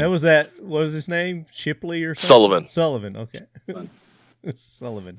Poor old Sullivan. I like his 14 way more than I like his AR-15. His what, 15? His Mini 14 way more than I like his AR-15. Yeah. Mini 14 is a good rifle. Which, funny we should get to that while we're discussing Mini 14s. You know why they came out with a Mini 30, right? Because everybody thought the Mini 14 was underpowered. Well, let's get into the cartridges. This is something that we discussed in round 1 last year. The AK is, and let's keep it at the originally designed rounds for those 2 platforms, because as we all know, the AR can shoot anything nowadays. The AK is coming around, and there are people experimenting with all kinds of different cartridges for it. Let's just stick with the 2 Defiant munitions. Absolutely, yeah, great company. Got my own sponsors of the Talking Lead AK Corner. So let's talk about the 5.56 versus the 7.62 by 3.9. I mean, are you even going to argue it, Nick? Yeah, for battle purposes. Jesus Christ! Really? Okay, we'll do this. There are some valuable arguments. Go ahead, Nick, and I'll back you up. There are some valuable arguments to this. So, obviously, we're not talking about Defiant munitions here. But as we talk about the cartridges as they were originally designed for and what was fielded as, was kind of the intent on this, Brian, you said earlier that a 4 MOA rifle would be good. And now 4 MOA rifle with 4 MOA ammunition makes for a stack tolerance of 8 MOA. So when you're moving into It actually doesn't. That's not true. They added quadrature, but keep going, fucker. I'll cut you up a little more later.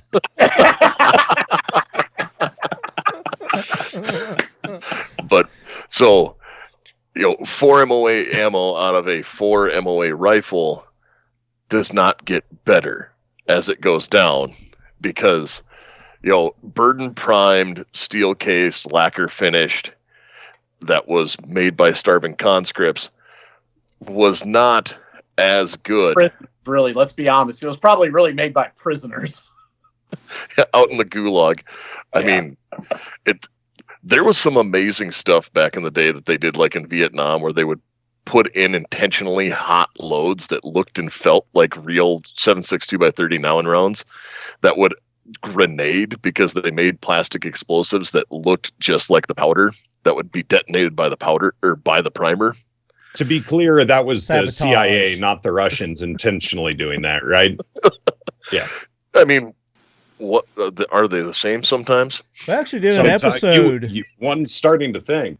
Paul, I think Paul Markle talked about that on a few episodes back. He actually talked about them sabotaging the Vietnamese ammunition stashes and things like that. So that's pretty cool. But so there is ARs typically have a higher velocity than the 5.56 round has a higher velocity and is accurate to a longer range, even with iron sights, than your typical 7.62x39 is. As you can talk all about my stopping power, and sound like somebody who won 2 world wars, but we could also talk about point accuracy going out to distance, and that is where the AR really shines. Because even the M16, it's a 2 MOA rifle with 855 ammo as 2 MOA ammunition, and at 300 yards that work out in 18 inches and stuff like that. But there is a definite benefit to speed over slow and heavy. Ken, anything to add to that? Did he do a good job talking about that? I thought he did. He did. The only thing I'm going to add to it is just from some modern experimentation, like we talked about a couple months ago.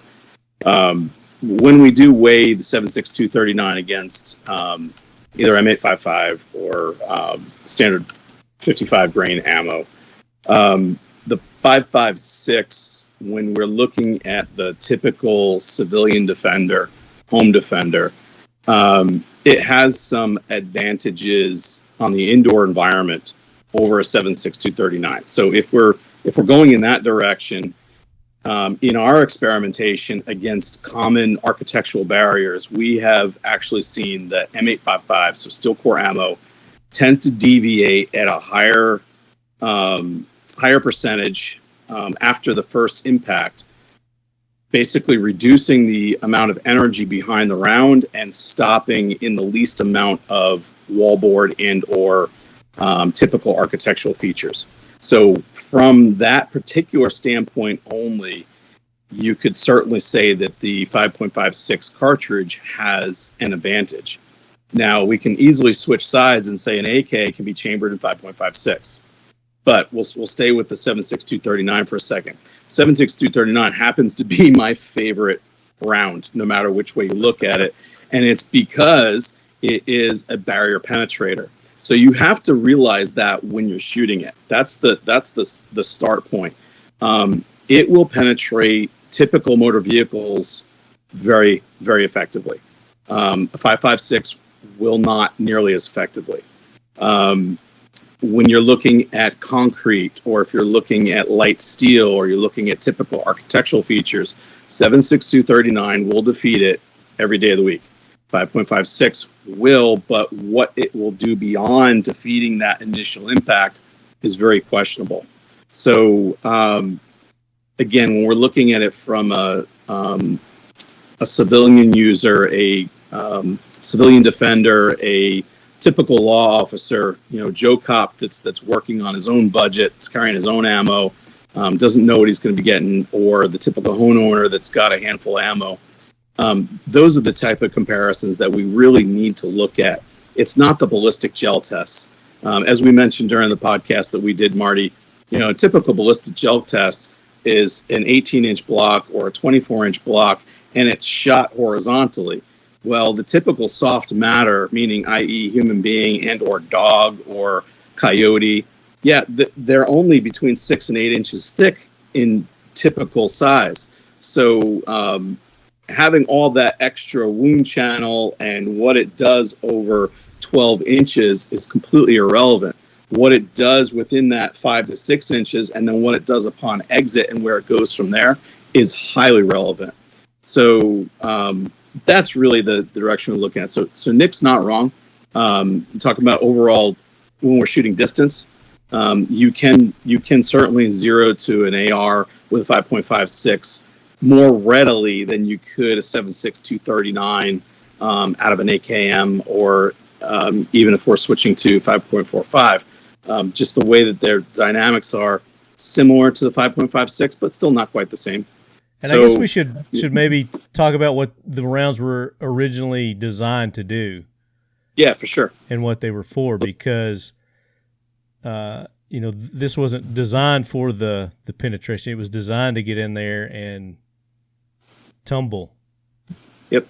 So, and that requires velocity, right? So one of the big arguments here is during the late 2000s, there was a change in the overall AR market to try to get shorter and shorter and shorter. Everybody wanted an SBR, and everybody wanted the shortest possible SBR they could possibly get. However, they're shooting 5.56 ammo, which was not intended to be shot via such a short barrel, losing all that velocity. So in order to achieve the tumbling effect that is necessary to actually defeat soft matter, you have to be up in that, let's, for argument's sake, say 2,900 FPS range. The reality, the mil spec is right around 3,200 feet per second. So trying to keep that rate of speed going, you need to be at a 13+ inch barrel on a 5.56 cartridge with the right powder, which is actually what Nick was referring to earlier as being, the problem system altogether. So those things need to be argued before you go anywhere else. So it's barrel length, overall velocity, and weight retention on the actual projectile. Anything else to add to your ammo there, guys? We're going to move to the AK. Brian's chomping. He's ready to. Yeah. He's got some good arguments. I already know what they are. He's ready to retort. And Andrew's got his finger up. You're muted. Sorry, I had to pee. Didn't need to share that. That's okay. Talk about you didn't even give the one real advantage of it is that it's smaller and you can carry more of it. Come on, guys. Where's Team AR at? Yeah. I understand that because we talked about McNamara's Whiz Kids before.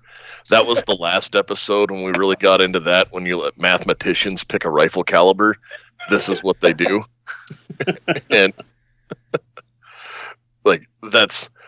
we discussed that in the last episode, so I didn't think we needed to hammer it as much here.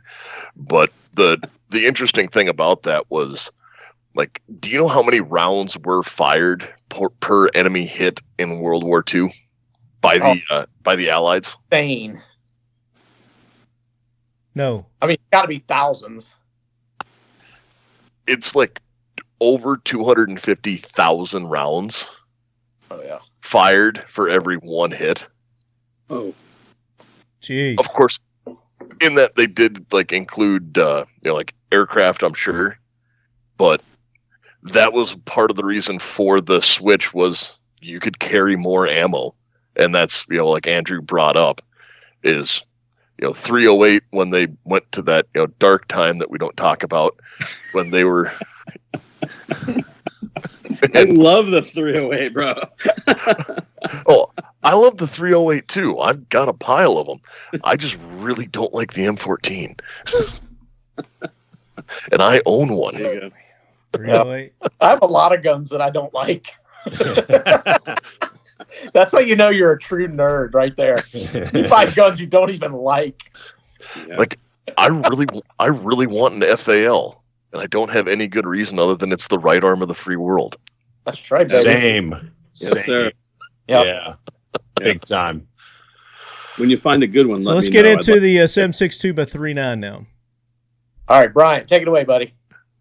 All right. Just to get some nerd cred back here, very interesting fact on how you stack MOA, and you do it like the Pythagorean theorem when it comes to statistical stuff. So you square 4 and you add it to square 4, so that's 32. And then you take the square root of that, and that gets you 5.6 MOA for a 4+4 deal. Now, the all-up accuracy we get off of our guns is actually using ammo that's made in Siberia at the Barnaul plant. And so, believe it or not, I know it's very hard to believe, but I've measured the tolerancing on Barnaul ammo, and it's phenomenal. The variation in case size for headspace is around 1 to 2 thousandths of an inch. It's really good, which is one of the things that's so important for accuracy, is a consistent headspace and seal for that gas. Hey, Brian, Barnaul uses boat tail bullets as well, don't they? Believe so. They've got that funny, you'll know it's Wolf Polyformance is the stuff we shoot, which is actually made by Barnaul, and it's very different from Tula. There's like I'm not an ammo nerd, but there's a little line right near the case where the case meets, and yeah, the bullet is shaped differently after there from Wolf or anything else. They do have, you can see lead in the ass end though. It's sort of the copper's swaged over, and you can see lead in the back there. Let's see. So yeah, the tolerance off steel case commie ammo is friggin' legit. Now, I do have a question, pop quiz here. Why is AK ammo steel case? Why is it steel cased? Yeah. Because communism sucks. That's why. That's all they had, I guess. Like, there's no good reason. That's right. That's right. Because communism sucks. Now that said, it actually works really great in an AK, but yeah, communism sucks. So anyway, let's see for. Oh Brian, yeah, Brian, hang on that point. So talk to the point of the type of steel that's used in the 7.6239 casing, because that makes a difference. I don't actually know, other than that it's fairly soft, which allows the case to swell a little bit in the chamber, and that gives a good gas seal. But I actually don't. Enlighten us here, because you probably know something I don't. I do. Some of the stuff I've heard from a couple of different ammo importers, and I don't have the. I can't say this is actually, this is actual fact. What I have heard is that specific, and I forget, it's A25. I can't remember the designation for it. We'd have to look it up. But that specific steel typically only comes from Russia. So it's something that we don't necessarily have a specification on. And to be able to hold that steel in the correct dimension and subdimension, meaning that as that case is elongated, it doesn't lose the what's it called? Ductility would. Oh, right. Thank you. Yep. Yeah. So that process is difficult, and that material only comes from one location that I've been made aware of. But again, I don't know that. I haven't researched it beyond being told by a couple ammo importers, so I don't know that. You're quite right. The difference, the steels that are, when we say 4140 here, that's not necessarily what Europeans are using as specifications, just as you're saying. And it's been a little bit tricky as AK manufacturing is ramped up in the United States to match alloys in the way that's important. And you'll see that it manifests in somewhat unfortunate ways. Like we were talking about a trigger that's made out of tool steel. That's too hard and not matched to the other components in the gun. And so it's something I've had a fair amount of heartache over, and the best I can come up with is that 4140 is awesome and I use it for everything. And that tends to be fine. But in the case of like receivers, when you get a Morrissey or a Nodak, I'm pretty sure Century uses Morrissey, PSA uses Morrissey. I don't know that KUSA. No, I do know. I think they do as well. Everybody's pretty much using the same receiver manufacturer, and they don't have 1mm steel in the United States.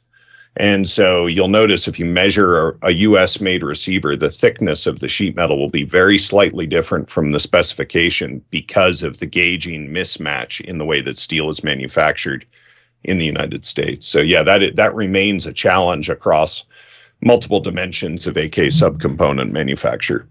I will say Century uses 1.5 mil receivers, and they always have, just like the Chinese. Yeah, it's like an RPK thing. It's you say just like the Chinese as though it's a good thing. I say it is like a good thing. They make They build a good AK. They make a damn good AK. Yeah. I would carry a Mac 90 Norinco into combat before I'd carry a Colt AR-15. True. Yeah, and I would take the piece of whole stock. So You're very right about accuracy at distance with the 5.56 round. And if you're at 500 rounds and opposing an AR-15, it's absolutely critical to wear safety glasses because you might get your eye poked out. You won't sustain any tissue damage, but you really could. This is critically important. It doesn't have to be a great pair of safety glasses. They can be the $1 pair that you get at the range when you forget your own. Just bring those along with you because you might get an eye, maybe not even poked out, just some corneal damage, like safety first, guys. You will never have to worry pretty much, and I'm speaking facetiously, guys, about over penetration with an AR-15. So that is not one of the problems. With an AK, that's a very serious risk. Yep. Over penetration, you might go clean through a car and have somebody on the far side of that car get injured. And boy, would that be terrible. So yeah, 5.56 all the way. If as long as you're wearing your safety glasses and you're not trying to get through anything, then 5.56 wins 5 days out of 5. 5 days I'll out of speak 5. a bit to that steel case issue that you were discussing. I do know quite a bit about ammo. I sell it, so I know a little bit about it. But yeah, lay it on waiting us. for you to chime in. So what you're saying about the Russian steel, that's a real legit thing, and it's come up a lot lately because of the Russian ammunition ban. Everyone, I literally was asked this question 3 times today on sales calls. Why don't we just make it here? Why don't we just make it here? Why don't we just make it here? Because we don't know how to extrude those cases and make those steel cases properly. There's been several companies that have attempted it. They kicked it to the curb and said, we're not going to do it. It's not worth it. Now with the Russian ammunition ban and the majority of 760 by 39 coming from Russia, it's coming up again. People are asking that question again. For us, it's way easier and honestly cheaper just for us to make it out of brass. So the thought process of the U.S. people, us starting to make steel case ammunition here doesn't make a lot of sense, doesn't hold a lot of water. But when you say it's a specific steel you can only get in Russia, that's not necessarily accurate. If we wanted to spend the time and we wanted to spend the money to make that steel here, we certainly could. I mean, this is the United States. We have the ability to do more than any other country in the world. Let's just be honest. If we wanted to do it, we absolutely could, and we could absolutely make that steel here in the United States. It just doesn't make sense to us because we already have brass. We already know how it works. We already know how to make it, and we already have machines to do it. So that's a good point too. Is when these rifles were designed, that's what the case. That's what they were designed around. The AK was designed around a steel case ammo, 100%. And the AR was designed around a brass case. And a lot of people think that steel case came up after World War II. It's not true. Steel case was an extremely popular thing during World War II, but it was being used previous to World War II as well. So it wasn't like the Russians developed it by any means. I just got a case of World War II 8mm steel core, steel cased, loaded in 1944. Yeah. So was that? Do you know, Andrew? Was that resource based? I mean, I'm speculating, but. Did they go steel case because of resources? Actually, it's cheaper. I mean, that's the bottom line. Is it's cheaper. That's why the Germans went to the steel because they couldn't get the brass. There you go. So they developed a process to manufacture 8mm with steel case. They were making both at the same time. You can find head stamps from almost the same month, same year on crates. I've actually opened surplus crates of ammunition that are mixed.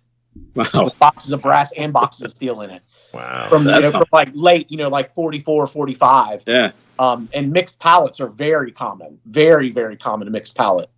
But yeah, like you can literally bust open a wooden crate and literally have not boxes, but you'll have 10 boxes of steel and 10 boxes of brass. It's not uncommon to see that. Well, and if we think about what brass is constituted from, it's zinc, who gives a shit, but then copper, which is a big deal and relatively scarce. And then lead is one of the chief components in brass. And obviously lead is useful in bullets. And steel, I've been learning about how to make steel because I'm terrified about our country's future and learning about how we smelt and all that. And Steel, while is actually, it's worth learning about. There's a YouTube channel called How to Make Everything, where they're starting with a rock and they've moved through the Bronze Age and mined their own bronze, and they've made all the stuff. They've made their own firing furnaces and everything. And steel, it turns out, is like a multi-step process. It is not easy. Like, you have to make pig iron before you can even think about making steel. And what Andrew's talking about, I should clarify. Yeah, totally. We can make technically any alloy we want here. And measuring that is easy. That's my old business with using X-ray spectrometry. And you can look at, basically, you shine X-ray light on metal, and the rainbow that comes back, if you use a detector, you can find out all the little constituent elements in there, down to the little bits of silicon and magnesium or whatever that's in there, calcium. The problem is getting a big ass foundry to make a little company a little poor. And Century has the benefit of being large enough where they can actually have their own alloys made relatively easily. And even in casting houses, you can get custom pours done. I've had it done, and it's really cool. If you guys ever have a chance to look at how investment casting works, all the casting that's involved in the AK is more or less investment casting. And they will keep this big ass pot of steel hot, and then periodically they'll measure it with one of these tools that I used to design parts of, and they'll check that the alloy is still in spec for what is 4140. And they have like Dixie cups of different alloying minerals or metals in there, and they'll just add a little bit of this and a little bit of that, and it's like watching a really good cook or chef or bartender, where they'll just salt in a little of this, little of that, check it again, know that they're back in spec, and keep pouring. So yeah, it's like Ben Franklin said to the lady who asked if we have a democracy or a republic, and he replies, it's a republic if you can keep it.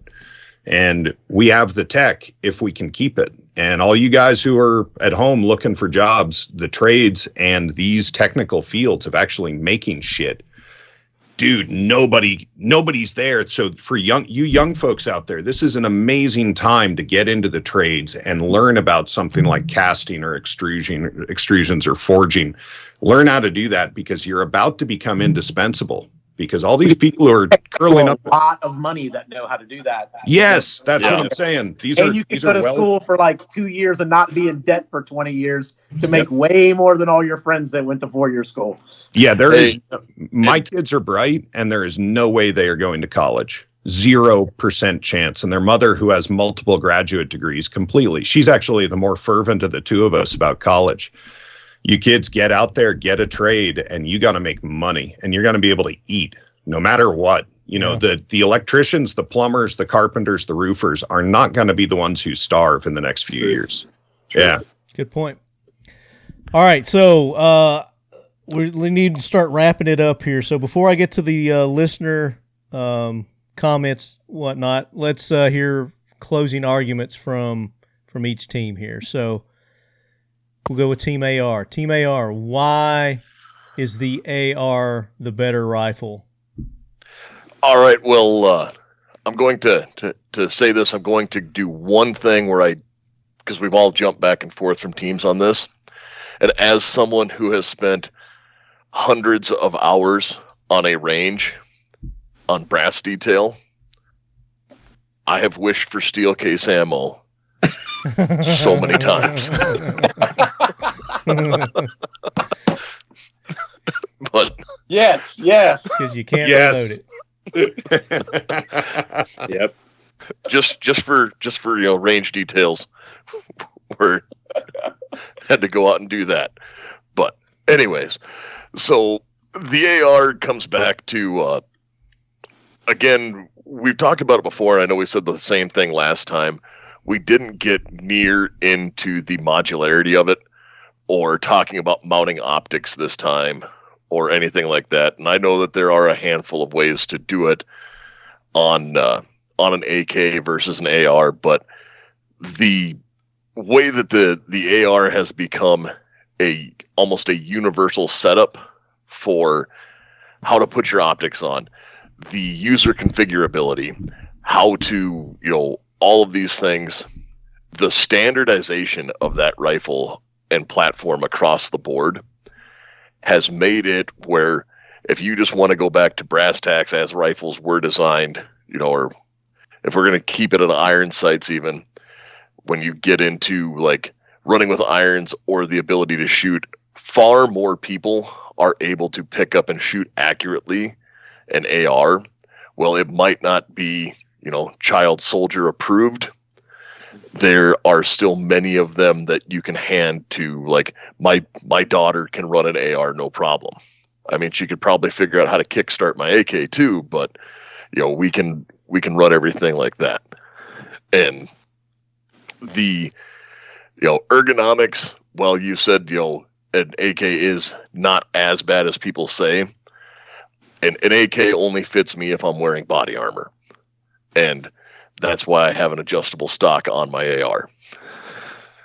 And it's the ability to have that to produce accurate fire on demand and be the same across the board for everyone is what makes it such an amazing platform.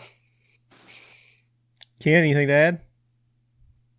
Yeah, so I'll speak a little bit to the common practicality and acceptance of the AR.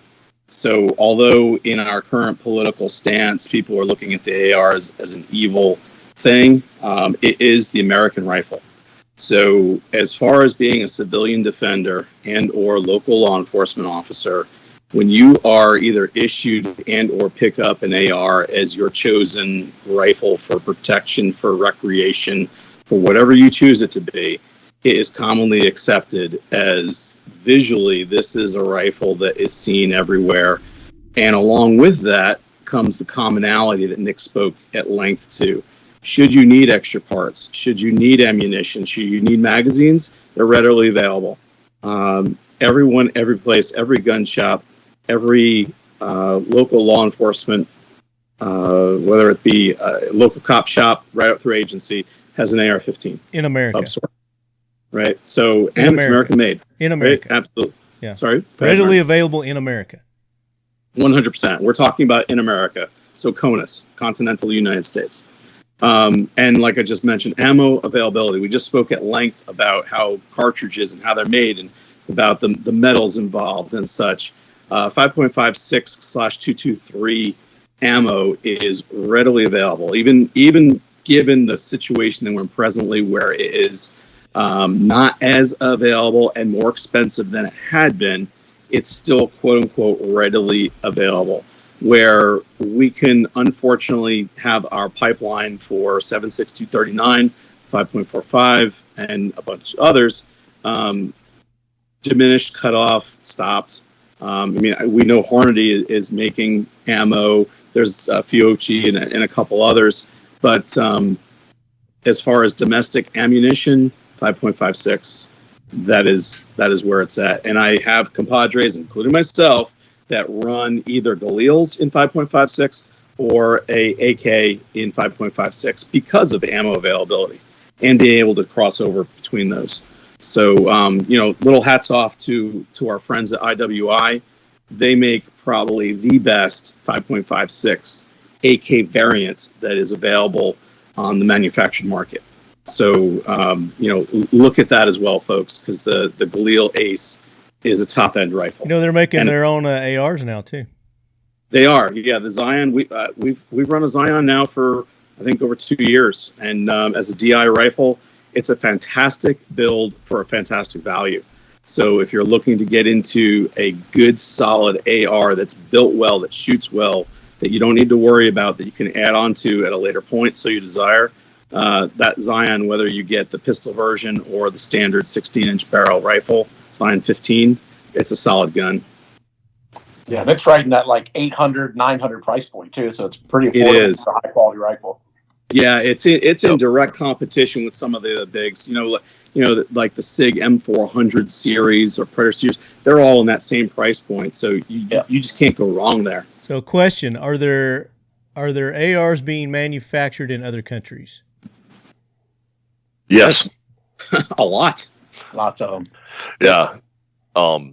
So China makes their version. I forget what it is. It's like a YZ85 or something like that, I think. I can't remember the designation for the Chinese. There's a Philippine one.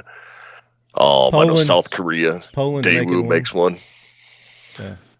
Poland's The making one. Jordanians make an AR-15 that I've shot that was credible and was indistinguishable from the turds that are made here in Conus.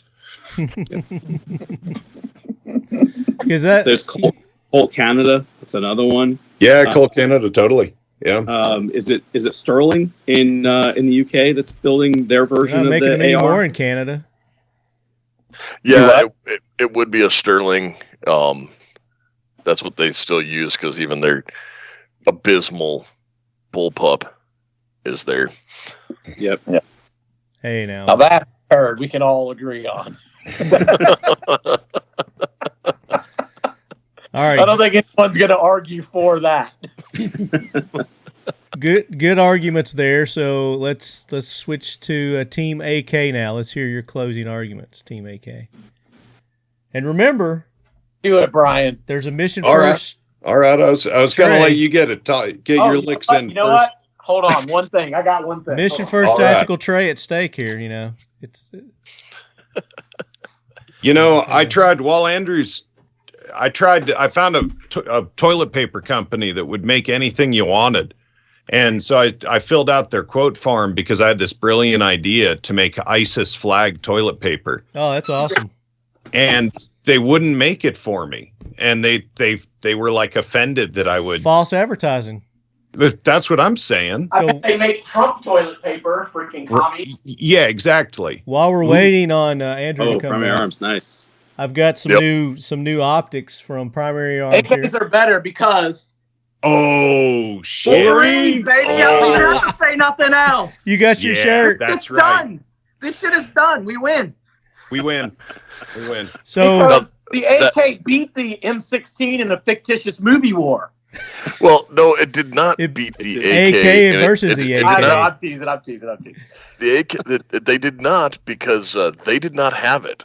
I That's do love that movie because it started out as just kids or people with bows and hunting rifles, and they wound up with like RPKs. Yeah, it was awesome. It's the best. and Yeah. RPGs. Now, this is from our friends at Factory 47. If anybody wants to get one of these, Yeah, so what Short- Andrew's wearing for our video crew is a Calmet High Wolverines logo T-shirt. You can use the code LEADHEAD at Factory 47, or you can get our logoed item here that they make. They make cups, hats. But yeah, you guys. So there's 47 with a K, not a C, folks. Factory 47 with a K. So that's your argument is that because Factory 47 Well, makes cool T-shirts. All right, Brian, go for it. All right. So after thoroughly trouncing, I feel like there's a technique that Julius Caesar used in the Gallic Wars, where he talked about how tough his opponents were, and so. Oh my God! That's awesome. Mr. Dooley has I can't read the top. sufficient speed, acceptable drag, and it's like the girlies, that are on the back of truck flaps. Except that it's a Nick Dooley-sized mannequin, But she's large got a mammal-sized. He's not quite as large as me, got but, some junk but in he's her trunk. acceptably large. And awesome. he's kind of in the same pinup pose with night vision, a skull crusher, and a tacked out AR-15. Much more ample So, bosoms. Yeah. Yeah. So no, I think I would like to, kidding aside, the AR-15 is a real testament to American innovation and ingenuity. And I have to check this, but I'm pretty sure McNamara was a Democrat. And so they've started out way behind. The AR-10 was kind of a masterpiece prototype. The AR-15 started out, with the worst of government procurement messing it up. And over the last 50, 60 years, American companies have really worked the bugs out to where it is a very fine rifle. And I keep bringing Jaeger up, but Jaeger has a great line that the AR-15 is like a scalpel and the AK-47 is like a hatchet. And I think that's very appropriate. In the hands of somebody skilled, the AR-15 is a very formidable weapon that gets a lot of work done around the world. I think you've got Jaeger on your mind because you're coming to Tennessee. Sorry, say that again. I said I think you got Jaeger on your mind because you're coming to Tennessee in a couple of days. Yeah, I just built. Oh yeah, if this comes out before then, I just finished a rifle for his benefit. He's unfortunately got ALS and is trying to go out in style with a fundraiser.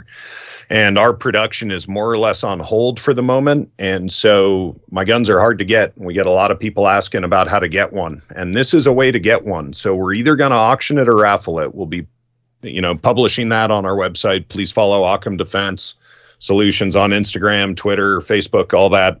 And I'm not doing this as a plug for me. I really just want to see the most money for James for the last, his going out in style tour. So yeah, that's certainly why it's on my mind. Weekend, I would be glad. He has another line. What's your favorite gun? And his answer is the one in my hand. And so, if it's between a Glock and an AR-15, I'm taking an AR-15 every time. And so, really great weapon in the hands of skilled people. And it's amazing what American companies and, guys like Kirkham feeding back data from the field. Like, he's given me a ton of great technical feedback that I've rolled into our designs on the AK because he carried that a lot. But, Seekin's Precision is down half an hour south of me, and he has a bunch of team guys that work with him to make his products better. And so when you have this meeting of people at the pointy end of the spear able to freely communicate with manufacturers to make the improvements that are needed, you get the improvements that we've seen. Like the M16 that first got deployed in Vietnam killed a lot of kids, and not, our guys, just by virtue of not working. If you fast forward to now, it's a different gun, and it's a very fine gun. So you just argued the AR. Okay. Good job there, Team AK. Well, you didn't have to say anything else after I came out of the Marine shirt. We already won. Well, yeah, we already won. I okay. On one. Just trying to win gracefully, Marty. So you dropped the mic when Andrew came back with his T-shirt. I got you. It was done right then and there. It was done. I do take a shower after I touch an AR-15. It's super not pleasant, but that's just me. All right, let's go to the listener comments here because I didn't ask for questions. I just asked for comments this time. J. Edgar Paradox, I think Brandon Herrera sums it up good. Honestly, I grab both. Team Freedom. AKM Archer, no simping for the other side this year. Take no prisoners. Too late for that. Shit. Sorry, sir. Sorry. He says, AK for the win, as always. If the AR was so great, then why don't you see it on other nations' flags? There's a reason. Go ahead. I can answer that because the U.S. wasn't that, but I'd say we just let that one ride. Okay. Yeah, no comment. Just let's fucking chill on that question, please. There's a reason the AK is the most prolific battle rifle the world has ever seen. I also feel quite strongly with my hatred for the puny 5.56 round. So there's his man among men. Yeah. Let's see. Oh, and this is to chime in on what we're talking about us getting shadow banned on social media. P-Man 301. I asked him to chime in on that comment because he's an AR guy. He said, I would chime in, but your posts are not coming up on my feed lately. Right. So there's a comment about that. Bailey Mueller Kalashnikov, because I don't poop where I eat, and my rifle shouldn't either. So that was something you guys talked about earlier. Hey.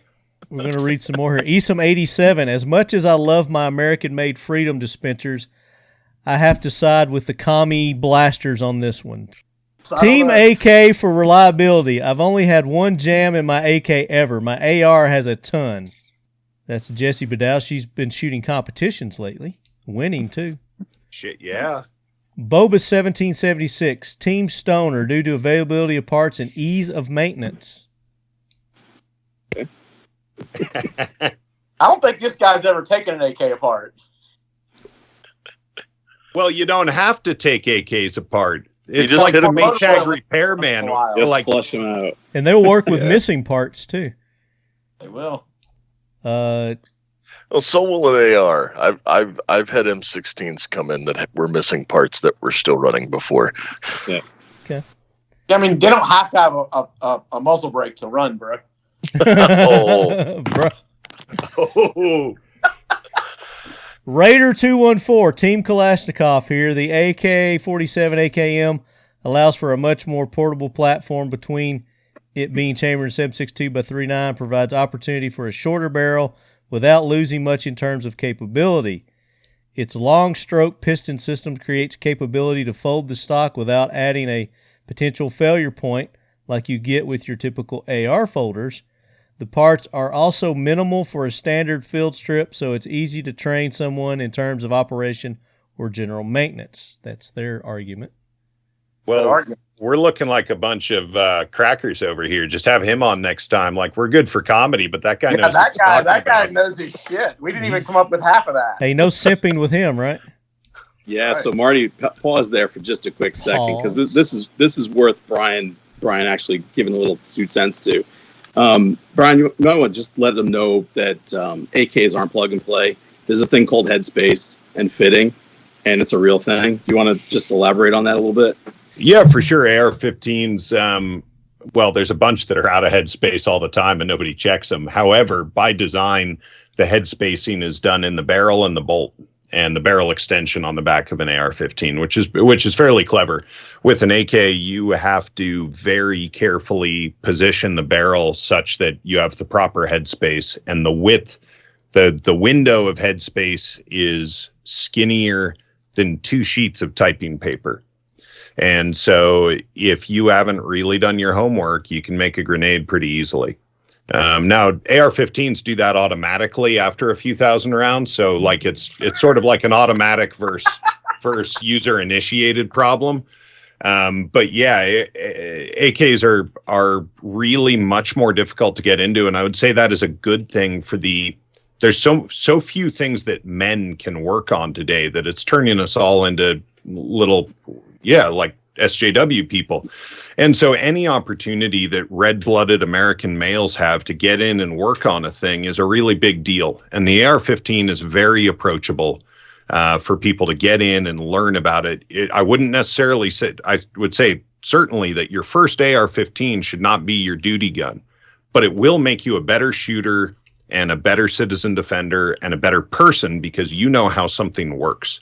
And so the AR-15, from the standpoint of that idea of do it yourself, way better gun to be working on. And if you're not ready to spend $5,000 to build AKs, don't even start, is what I would advise. If you want to do it, jump in, both feet first, go take a class, and then start buying tooling. But you're gonna be in $5,000 pretty easily before you even really get going. Thanks, Brian. That's perfect. That commenter, Marty, who put that comment down? What about him? What was their name? Raider 214. I guess, was that who said it? Yes. That had the big long comment that I just read. Yeah. Yep. The one who's AK-47 AKM team. Yeah. Raider 214. Oh, and if I could put in a 30-second plug for the 3D printing guys, nope. I think they're fucking awesome. No. The thing is, you cannot have AW bands with 3D printed guns. The FGC9 is amazing. Yep. Those guys are doing a really important thing for us. They're the same as the people who cook meth in their trailer with a Mountain Dew bottle and some Sudafed and Coleman fuel. Like, they're ensuring that the war on drugs is a failure, and the 3D printing people are doing exactly the same service. And I know I threw in some snark at the end there, but I really do mean it sincerely. You guys who are 3D printing guns, you're making it friggin' impossible for these petty tyrants to actually get anything done. So I am tiger beat for 3D printing guys. It's awesome. Nice. Word. Galaroo True. I don't know how you say that. GLAUTREU. AK. The AK has soul. Just simple put. Arms of Cascadia. I think I called him Arms of something else earlier. You said you know him, Ken? Arms of Cascadia. Do actually. You said Acadia first. Yeah. Which is really similar. Cascadia is. He knows who I'm talking about. Yep. AK all the way. These There's just something special about the sound it makes when you chamber a round. It's not perfect, but seeing an almost 80-year-old platform on modern battlefields tells you about the genius of the design. There you go. And Brian, the reason I have my ACM towel is for my glasses, but I can't find my glasses. So a lot of good that did. That's the most metrosexual ACM towel. Like what? You called it my scented candles. Like what are we doing here, sir? Yeah, this is a. I thought you got rid of your Cadillacs. I did, but I can't see close. Don't let him lie to you. I can't see close. That was one of the trade-offs. Yeah, now he's getting old timers. Hey, I tell you, I got a new hip though. Hey, I got a new hip too. Marty's actually gonna be able to do some hunting this year. Besides, like 20 yards away from where he gets out of the car. Right. Hey, you're my boy, Blue. My boy, Blue. Hey, I'm just making myself better for you.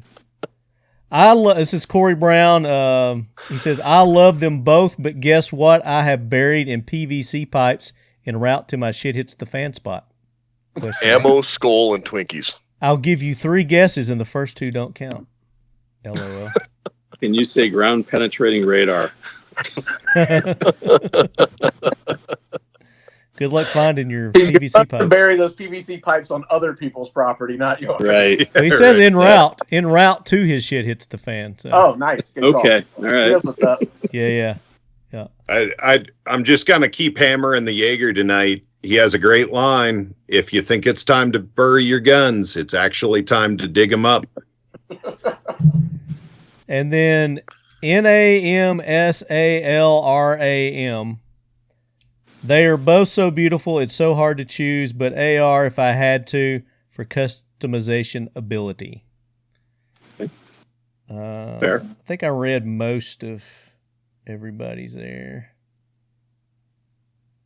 FPS Murdoch, Team Kalashnikov, comrade. Got to get FPS in there.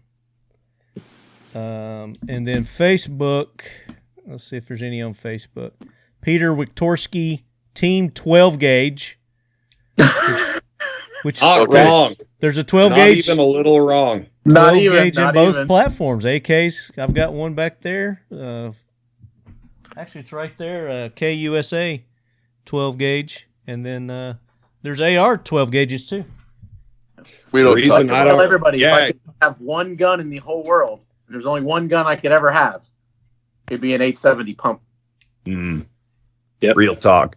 Actually, quick plug for Genesis Arms. They're buddies of mine up in Coeur d'Alene, Idaho. Yeah. Mm-hmm. They make a AR-10 based receiver semi-auto shotgun that is friggin' off the chain. Huh. It is really, really nice. And they sell them to foreign militaries, and I think they do domestic stuff as well. But they have like these little semi-auto breacher guns and stuff that are just fly. They'd actually be a great guest, Marty. We got to get them on. Hook me up. Yeah. Is their breacher? Isn't that a pump gun though? The only ones I just know them as buddies. We share stuff, and when I was up there, I just saw a bunch of little AR-10 based shotguns that were awesome.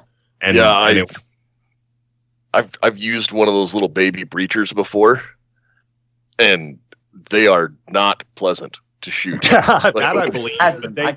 They actually have a silencer that works with the whole action and everything, and so they've fixed a lot of. There might have been some growing pains early on. The stuff I saw was ridiculously nice. Oh, I'm sure it kicks like a damn mule, though. Not that bad, man. It's not crazy. It's a really nice gun. Yeah.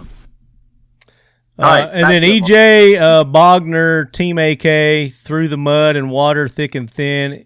It's a dirty beast that won't stop and is always in shit hits the fan mode. No time for cleaning. True words. True words. All right, we're going to give away a Seal 1 complete gun key cleaning care kit to one of those listeners. Seal 1, you go seal1.com, use the code LEADHEAD, you get 25% off anything at seal1.com.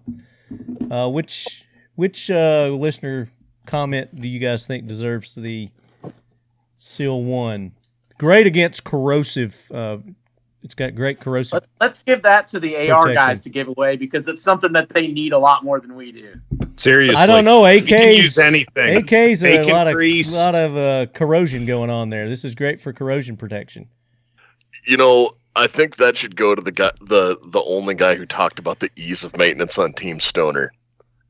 So, Boba 1776. There you go. Okay. What was the Boba? Bobus 1776. Okay. Bobus, email me, talkinglead@gmail.com, and tell me what you won this episode, and we'll forward your information on to the gang over at Seal 1. I'll need your address also, somewhere to send the stuff to.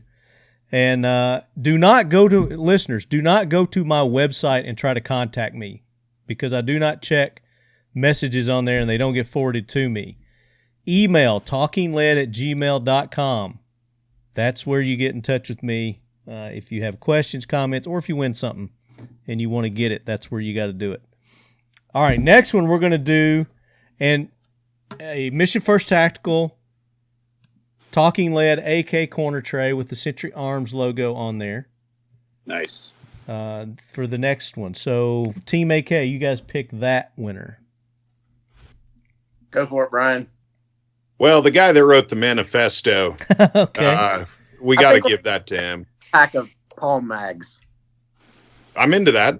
Yeah, let's give him a 10-pack of palm mags. Raider awesome. 214. Okay. Nice. Sweet. Yeah, give I him a forgot 10-pack of P mags or the Sure.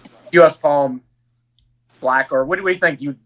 We'll let him tell me which ones he wants. The polycarb or the black. Okay.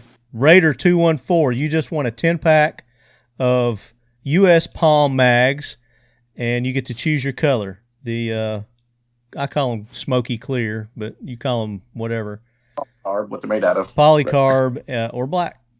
And we've got some cool things going on with US Palm and Mission First Tactical. Show them that shirt again, Andrew. I wouldn't Just blow, a I hint. wouldn't blow that out of the water. I ain't blowing it out of the water, but just a hint. Could be coming down the road. All right. Now the tray. Who gets the tray? I'm going to pick for the tray. How about that? Do it. You do it, Marty. I think so. I think I like... There's so many good ones here. Let's try to find somebody who hasn't won before. This GLAUTREU.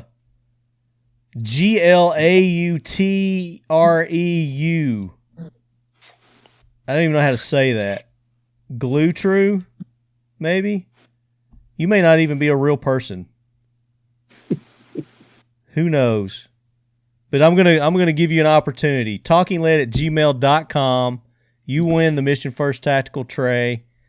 What was their comment? They might recognize it from their comment over their butchery of whatever their username was. The AK has soul. Just plain and simple. I like that. Yeah, I did like that one. Plain and simple. I like that. So, Sorry, Marty, this is going to kill me. Spell his username one more time. GLAUTREU.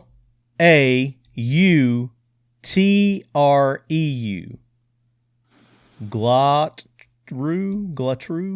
I don't know. I clicked on it, and he don't have very many followers or following. He's only following 34 people. So it might be one of these listeners that I've told just to make up some Instagram account so they can. It's almost like Glautreu. Yeah, it's almost French, but not. Yeah, that's what I was thinking too. Yeah, I was like, must be French.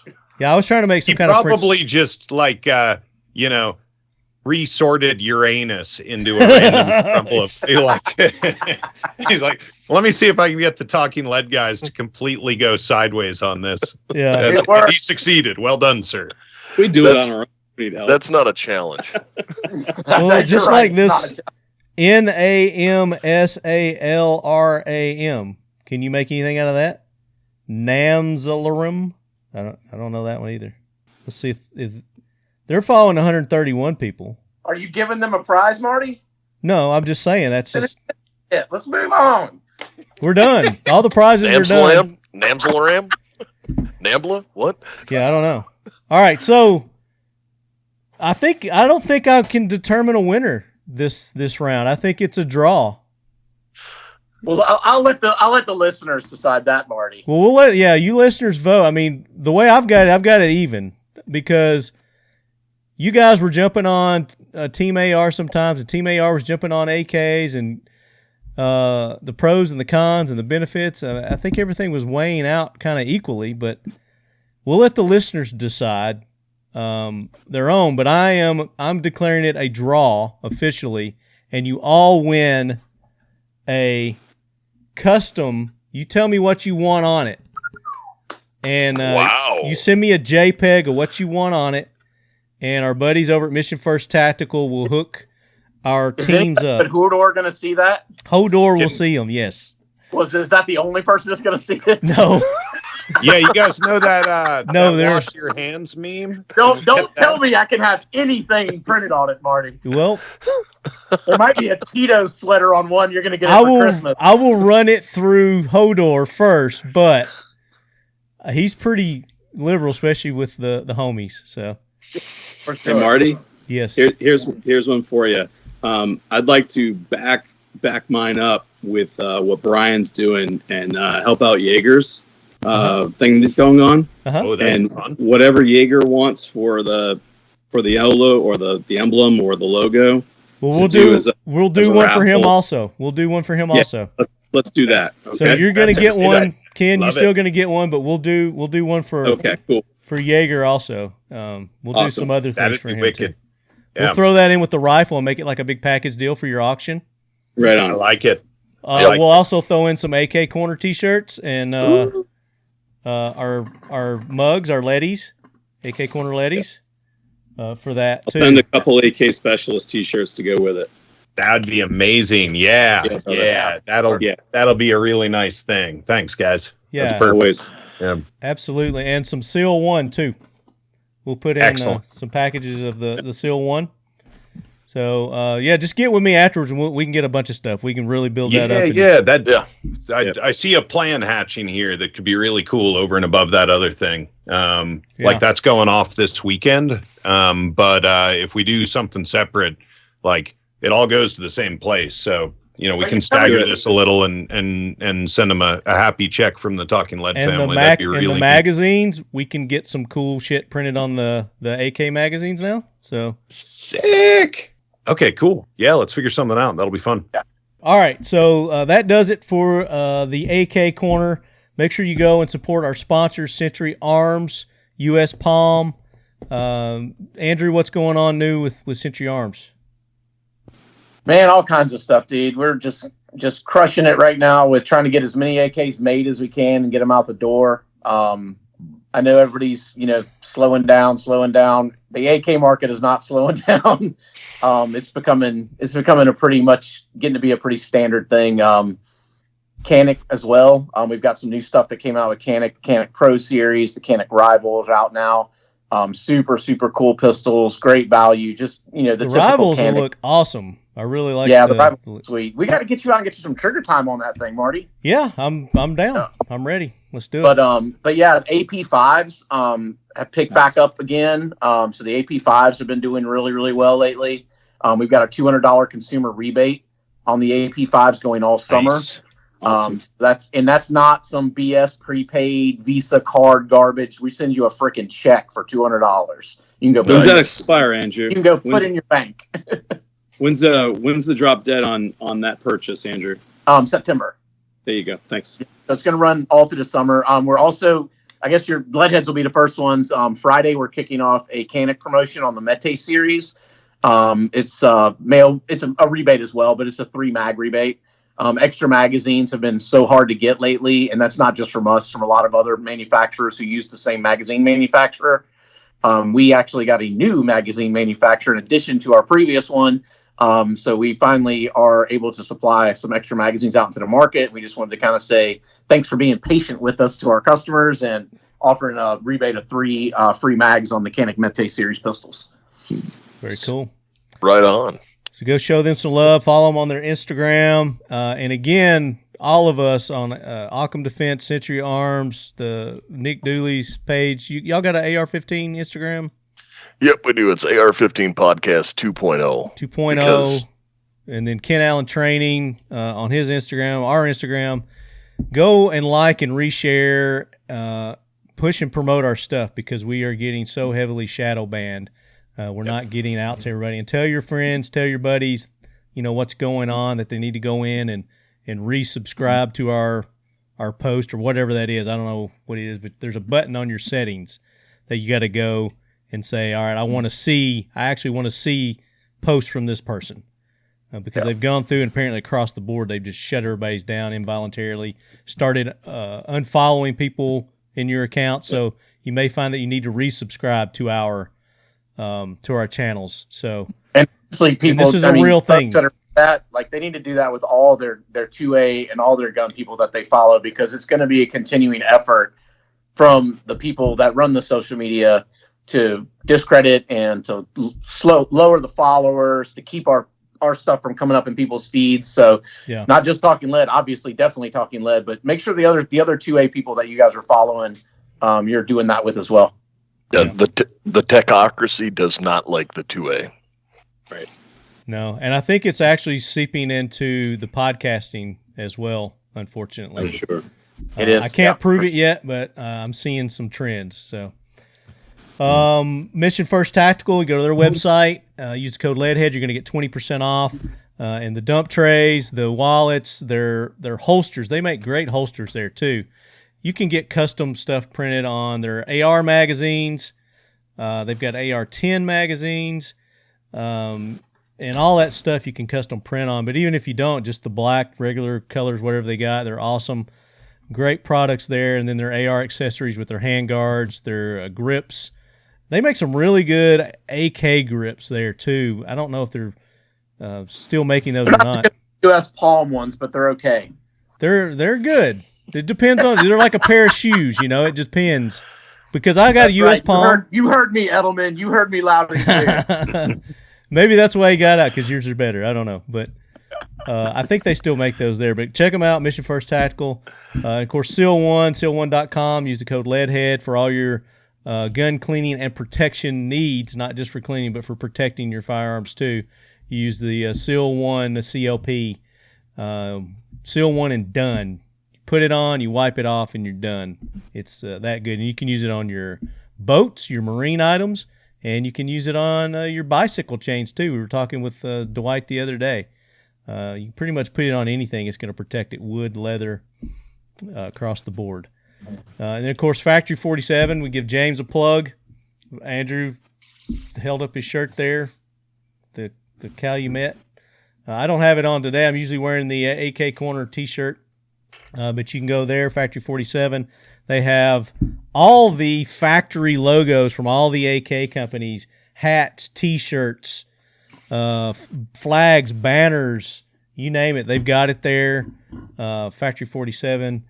Code LEADHEAD, you get 10% off there. And then Brian was holding up some of his ammo earlier, Defiant Munitions, Pete Pye, Defiant Munitions. They make a really great round of all kinds of different. They make the 223, the 7.62 by 3.9. They've got 308. They've got 9mm. They've got all kinds of different calibers there. You can say they're 9mm twice because it's that good. It is. Yeah, it's good box stuff. of that shit. It is fire, dude. It runs real well. Mm-hmm. Yeah, especially those Canics. Canics love it. Actually, that's what I shot it out of. Use the code LEADHEAD all caps at Defiant Munitions. He's got to be different, and you get 10% off there. And then, of course, thank our buddies over at IWI. They're in that category also where they're getting shadow banned too. So go and like and support them. Let them know how much you appreciate them. They're going to be one of your sponsors along with Brian Keeney, Ken, for your Kalashtober. Yes, sir. Yeah, they just, IWI has been with us for a long time. Jeremy Gresham's been a big time supporter, and IWI backing him up, and Brian as well. So one of the big benefits this year, Brian's got some product coming out, so there'll be some pretty happy winners getting some of Brian's products. Most definitely. Yeah. We greatly appreciate the partnership with Occam and Brian specifically. And, Jeremy over IWI has just put up a 5.56 pistol, an ace pistol. So some winner is going to walk away with that. Nice. We have thousands of dollars worth of really nice prizes in all kinds of categories. You do not need to be the best shooter. We have the best beard, the person that traveled the furthest by air, the person that traveled the furthest by car, the person that showed the most heart. Ken's event is definitely much different from the other ones, and it's much more participant based. It's more like showing up to an event where you're a student. And that's a big deal. And, I'm a big fan of Red October and Kalash Bash, but those are different events. And what Ken does is special, and he covers a lot of ground that other people don't. And so it's worth making the trip up there. Or if you're already in New England or the Northeast, it's easy. But even if you're not, it's a unique experience, and it's a much more cultural one with the gun culture and just that. There's a real shortage of good vibes right now, and there's a lot of good vibes up at Kalashtober. Thank you, very brother. well Appreciate put. it. And they can go to your website. Give it again, Ken. Yep. So kenallentraining.us. There you go. You can get more information there or register. And you're always welcome to send me a DM on IG or send me an email based off of the kenallen.us website, and I'll be happy to answer and get you all involved. And for any of our companies that are listening, if you want a sponsor, there's sponsorships available, and you can get information there also. Absolutely. Thank you very much. Very good. Nick, what's going on with the AR-15 podcast? We're still plugging away. Been still able to do a show a week, even while I've been gone. There's only been, I think, one time when our schedules got a little too much where I couldn't get to where we were recording, but we're still putting out content, still doing at least one show a week, and we've got a lot of good guests coming on that are talking about stuff. One of the co-hosts right now is actually at a training course with Pete Pye, and it's a Haley Dynamics or Haley Strategic course. So very cool. I know he's eating that up. Yep. Yeah. Brian, Occam Defense Solutions. As we are recording this, Austin is over on the manufacturing side bringing up our PH2 sights, and those have been that we got caught flat-footed with the manufacturer dropping out on us, and so we raised some money, and we've got a run of 500 going through the shop right now, and the parts that are made on a screw machine, which is, it's a little hard to explain, but a very expensive, complicated machine that makes small parts inexpensive when you buy a lot of them. We've got a big run of those going through for all the little, front sight post, all the little springs, the detents, all that stuff is being made right now. I think we're down to 1 or 2 parts at the CM for that. And then the bodies we're machining in-house, and literally tonight they're getting brought up for the manufacturing run. And so very exciting, and lots more fun on the way. Very cool. And I was talking earlier about Primary Arms have sent me some new optics. I've got their 1-6 here with their ACSS 7.62 by 3.9 reticle that I'm going to be trying out. I've actually got it mounted on my ODS. Yeah, that thing is like lamb and tuna fish with the 1775.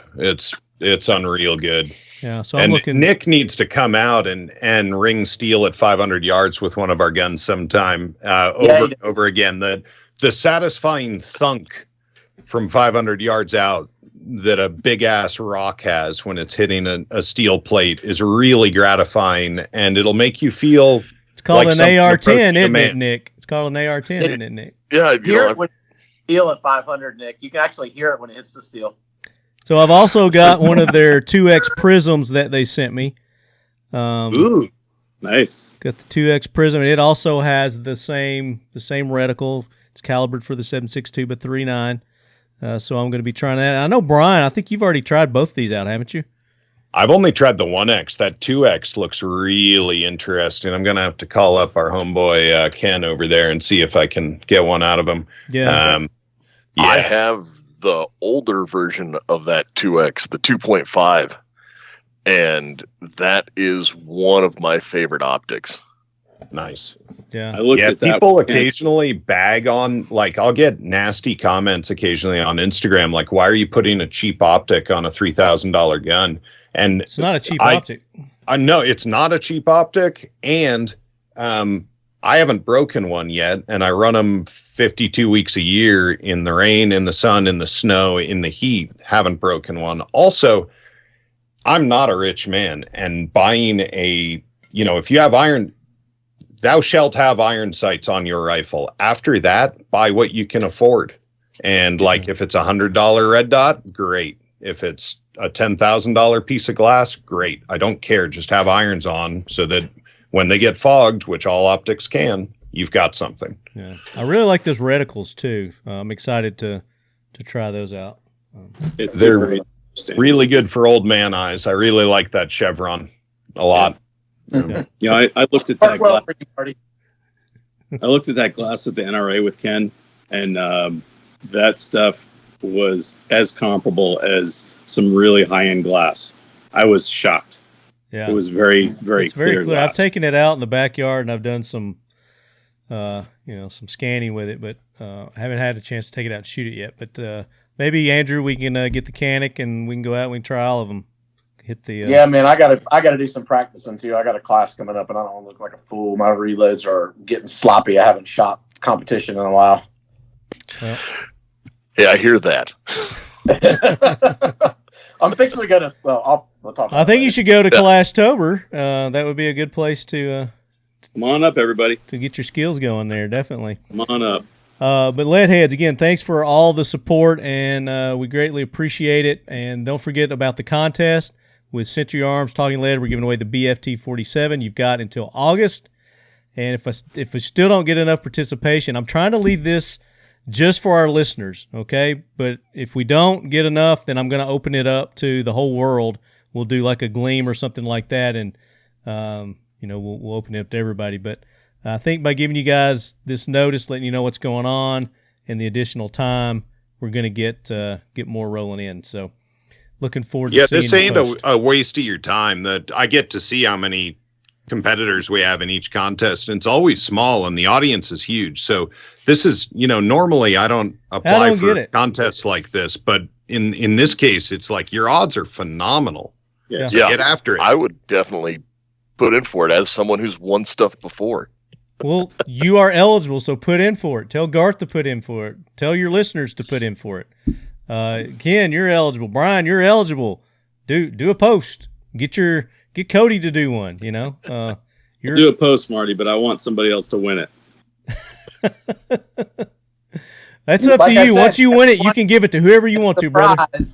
Hey, we got more fodder for Kalashtober giveaways. Is what there you go. Absolutely. Yep, we'll do that. There you go. Somebody deserves it. Somebody else needs an AK. I've got a few that somebody needs an AK. Well, that's generous of you. If I could enter it and I won it, I would not. I would keep it. So, I'm just. So until then, Leadheads, I look forward to seeing your post. I look forward to hearing from you. TalkingLead@gmail.com. If you got suggestions for the show, comments. And then look for our posts so you can be eligible to win our giveaways that we have each and every episode of the Talking Lead AK Corner. And until then, Andrew, what's your word of advice to the Leadheads? Buy more ammo. That's a good way to end the show. Perfect. Buy more ammo.